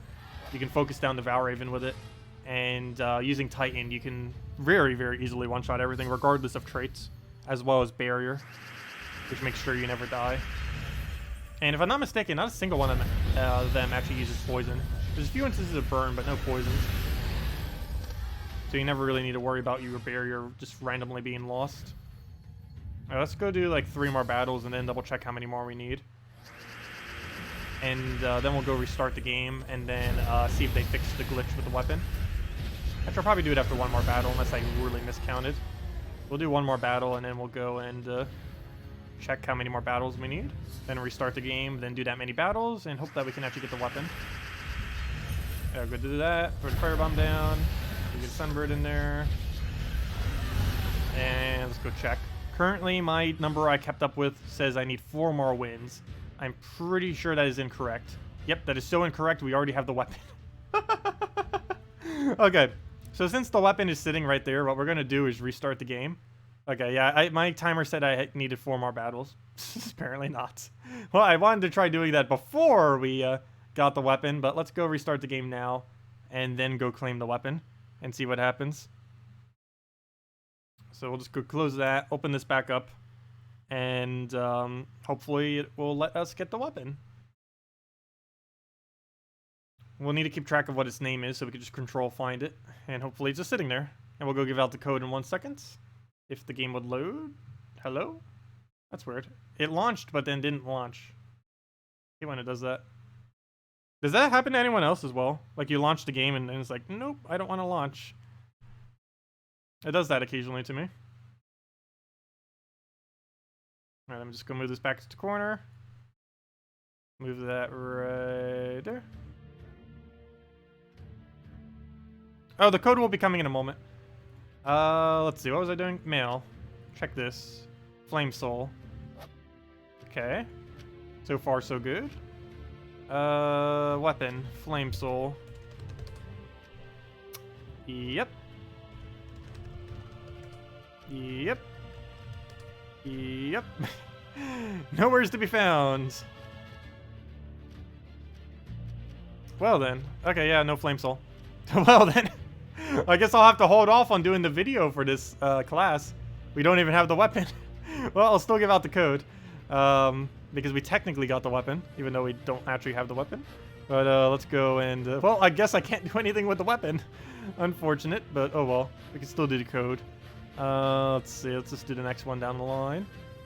Are any of them relevant to what just happened? No. Let's just go with the next one. Mark that one. Copy that. Copy. Save it. Double check that even works. Put my invite code there. Put the thingy there. Oops, I forgot a space, or the lack of a space. There we go, it works. Click refresh, move that over, click paste, move that over. Put that right in there. Boom, boom. And there you guys go. There is the redeem code. Oops, I left the E there, didn't I? There's the redeem code. A bunch of random numbers and letters. And it should be centered enough. It's actually pretty thin. But we'll go put that there. Boom. And yeah, there you guys go. Let me go copy paste it into chat. Feel free to leave a like on the stream. It really helps out a lot. And yeah, there you guys go. You use it on gemsofwar.com and it's the game code section. You can either click that link or go there. Other than that, the invite code is whatever your game says underneath invite code. The redeem code is what it says below, as well as in chat. You just copy paste.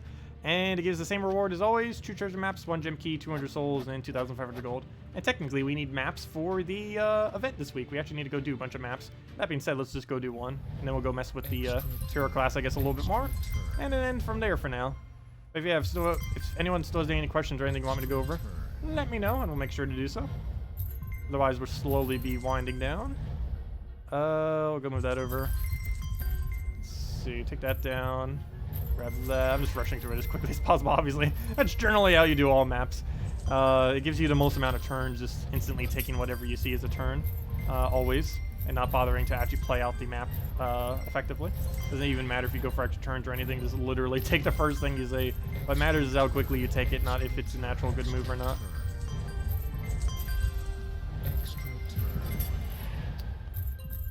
And let's see, we still have so many more of these. I'll probably do most of them off stream, just because they do get pretty tedious pretty quick. It's always nice just throwing one in there here or there. Good change of pace compared to a normal battle, if nothing else. And I think we got a gem for that. Yes, we did. And we'll get a lot more gems eventually. So we actually get 8 glory keys off of that. Not too bad. And then we have all the other rewards. We'll work on those later. I don't even know if I'll go all the way with them. I'm not fully certain, but they're there if we will. It only takes about an hour or so of diligently doing them. Problem is, you have to diligently do them. If you are slacking a little bit, it takes like 2 hours or 3 hours or something. Or if you're actually playing them out legitimately. Do you think the update will land tomorrow? No. I hope it would. That'd be amazing. Sooner is better. But I'm pretty sure it's going to be Monday. Monday or sometime early next week, like Tuesday, Wednesday, Thursday, somewhere around there. But no, it's very unlikely that it'd be tomorrow. Though that would be really good if it was. Right, let's go get Moneylender down. Use that nice Firestorm we have off the hero class. We get a nice Alchemist onto, I didn't even double check if we had one, but luckily it's just sitting right there. Get another Queen Titania down, throw that right into Dawnbringer, and that should be match. Throw that down, boom. Throw that into a hit, boom. Damage, boom. What is the update bringing? It is bringing a new map screen. They're changing what the map looks like. They're bringing the Underworld, which is going to be bringing factions, which is going to be bringing delves and treasure and delve troops and a bunch of other stuff related to that. So that's going to be pretty big. Main thing is delving. Delving's a new feature that comes in that's a daily thing, kind of like dungeons where you get 3 per day, except it's a lot more fun and a lot more rewarding, and as far as like the actual rewards, and I guess technically a lot more rewarding as far as fulfillment of completing it. But you get this like chest, you upgrade, you get a bunch of loot in each room of various resources, and you just go through the dungeon. It keeps getting harder as you go through. You have to use one team the entire time. You're restricted based on 2 manas. So for example, one of them is green-blue, so you can use any green or any blue troop in the game. It doesn't have to be green-blue troops. It has to be just one or the other color, though it could be both if you wanted to. How many glitches will it bring? Probably a lot. We'll have to see. It's bringing a lot of bug fixes, but in bug fixes, that means they're bringing twice as many new glitches, so we'll see what new glitch features we have. We'll see if Ubistat works differently. I actually don't know yet. But yeah, we'll see. We'll find out together. The map glitch still works as well. I did test it during the beta, and I almost know for sure they haven't fixed it. But this map glitch, even though they're changing the map, this glitch where you can move the screen in the background, I know this does like literally nothing compared to other glitches, but this glitch has been around for like over 1.5 years now, I think. Ever since they like initially changed the map to be these new screens that you see right now, this glitch has been around. It's pretty funny. I mentioned it to them in 2 betas as well. I stopped mentioning it just because they still haven't fixed it. I don't think they really care much to fix it because it's pretty... It doesn't really affect anything. But there's a lot of small glitches like that. Of course, the ones that affect gameplay are the more annoying ones. I think the most annoying one I've seen recently is the battle automatic, or the game soft locks. If the enemy dies and you summon a Orb Weaver at the exact same time, off of Orb Weaver class, summoning a giant spider, the game will soft lock. and then you have to retreat, which is really annoying. Let's see. Oh yeah, I'll be doing a video on Delve strategy for sure. What will we do? The new weapon and not appearing? Just wait. At the moment, I would say just wait. If it doesn't get fixed in the next day, probably send support ticket. But I'm pretty sure they're aware that it's an issue. Because literally no one has it then, most likely. But yeah, they'll probably fix it and just have it roll out. The only annoying thing will be if they roll it out in a way that you have to get another level or something. Luckily, we're pretty close to a level. But that'd still be annoying nonetheless. Also, I love how this looks. I can't believe he actually has the same here. That works so perfectly. I still find that hilarious. But yeah, that does work out so perfectly. The eyes even almost match too. Too bad there's not an outfit that matches it a bit better. But yeah, it's about as close as we're gonna get. It's really funny. Anyways, guys, any other questions before we head out? How did they nerf Ubistet? They increased his mana by 2, and they reduced his boost ratio from a 1 to 4 to a 1 in 6, based on how much attack there is within the battle, making it so it doesn't gain as much damage, as well as harder to get his mana to full, is the change they made with him. Let's see.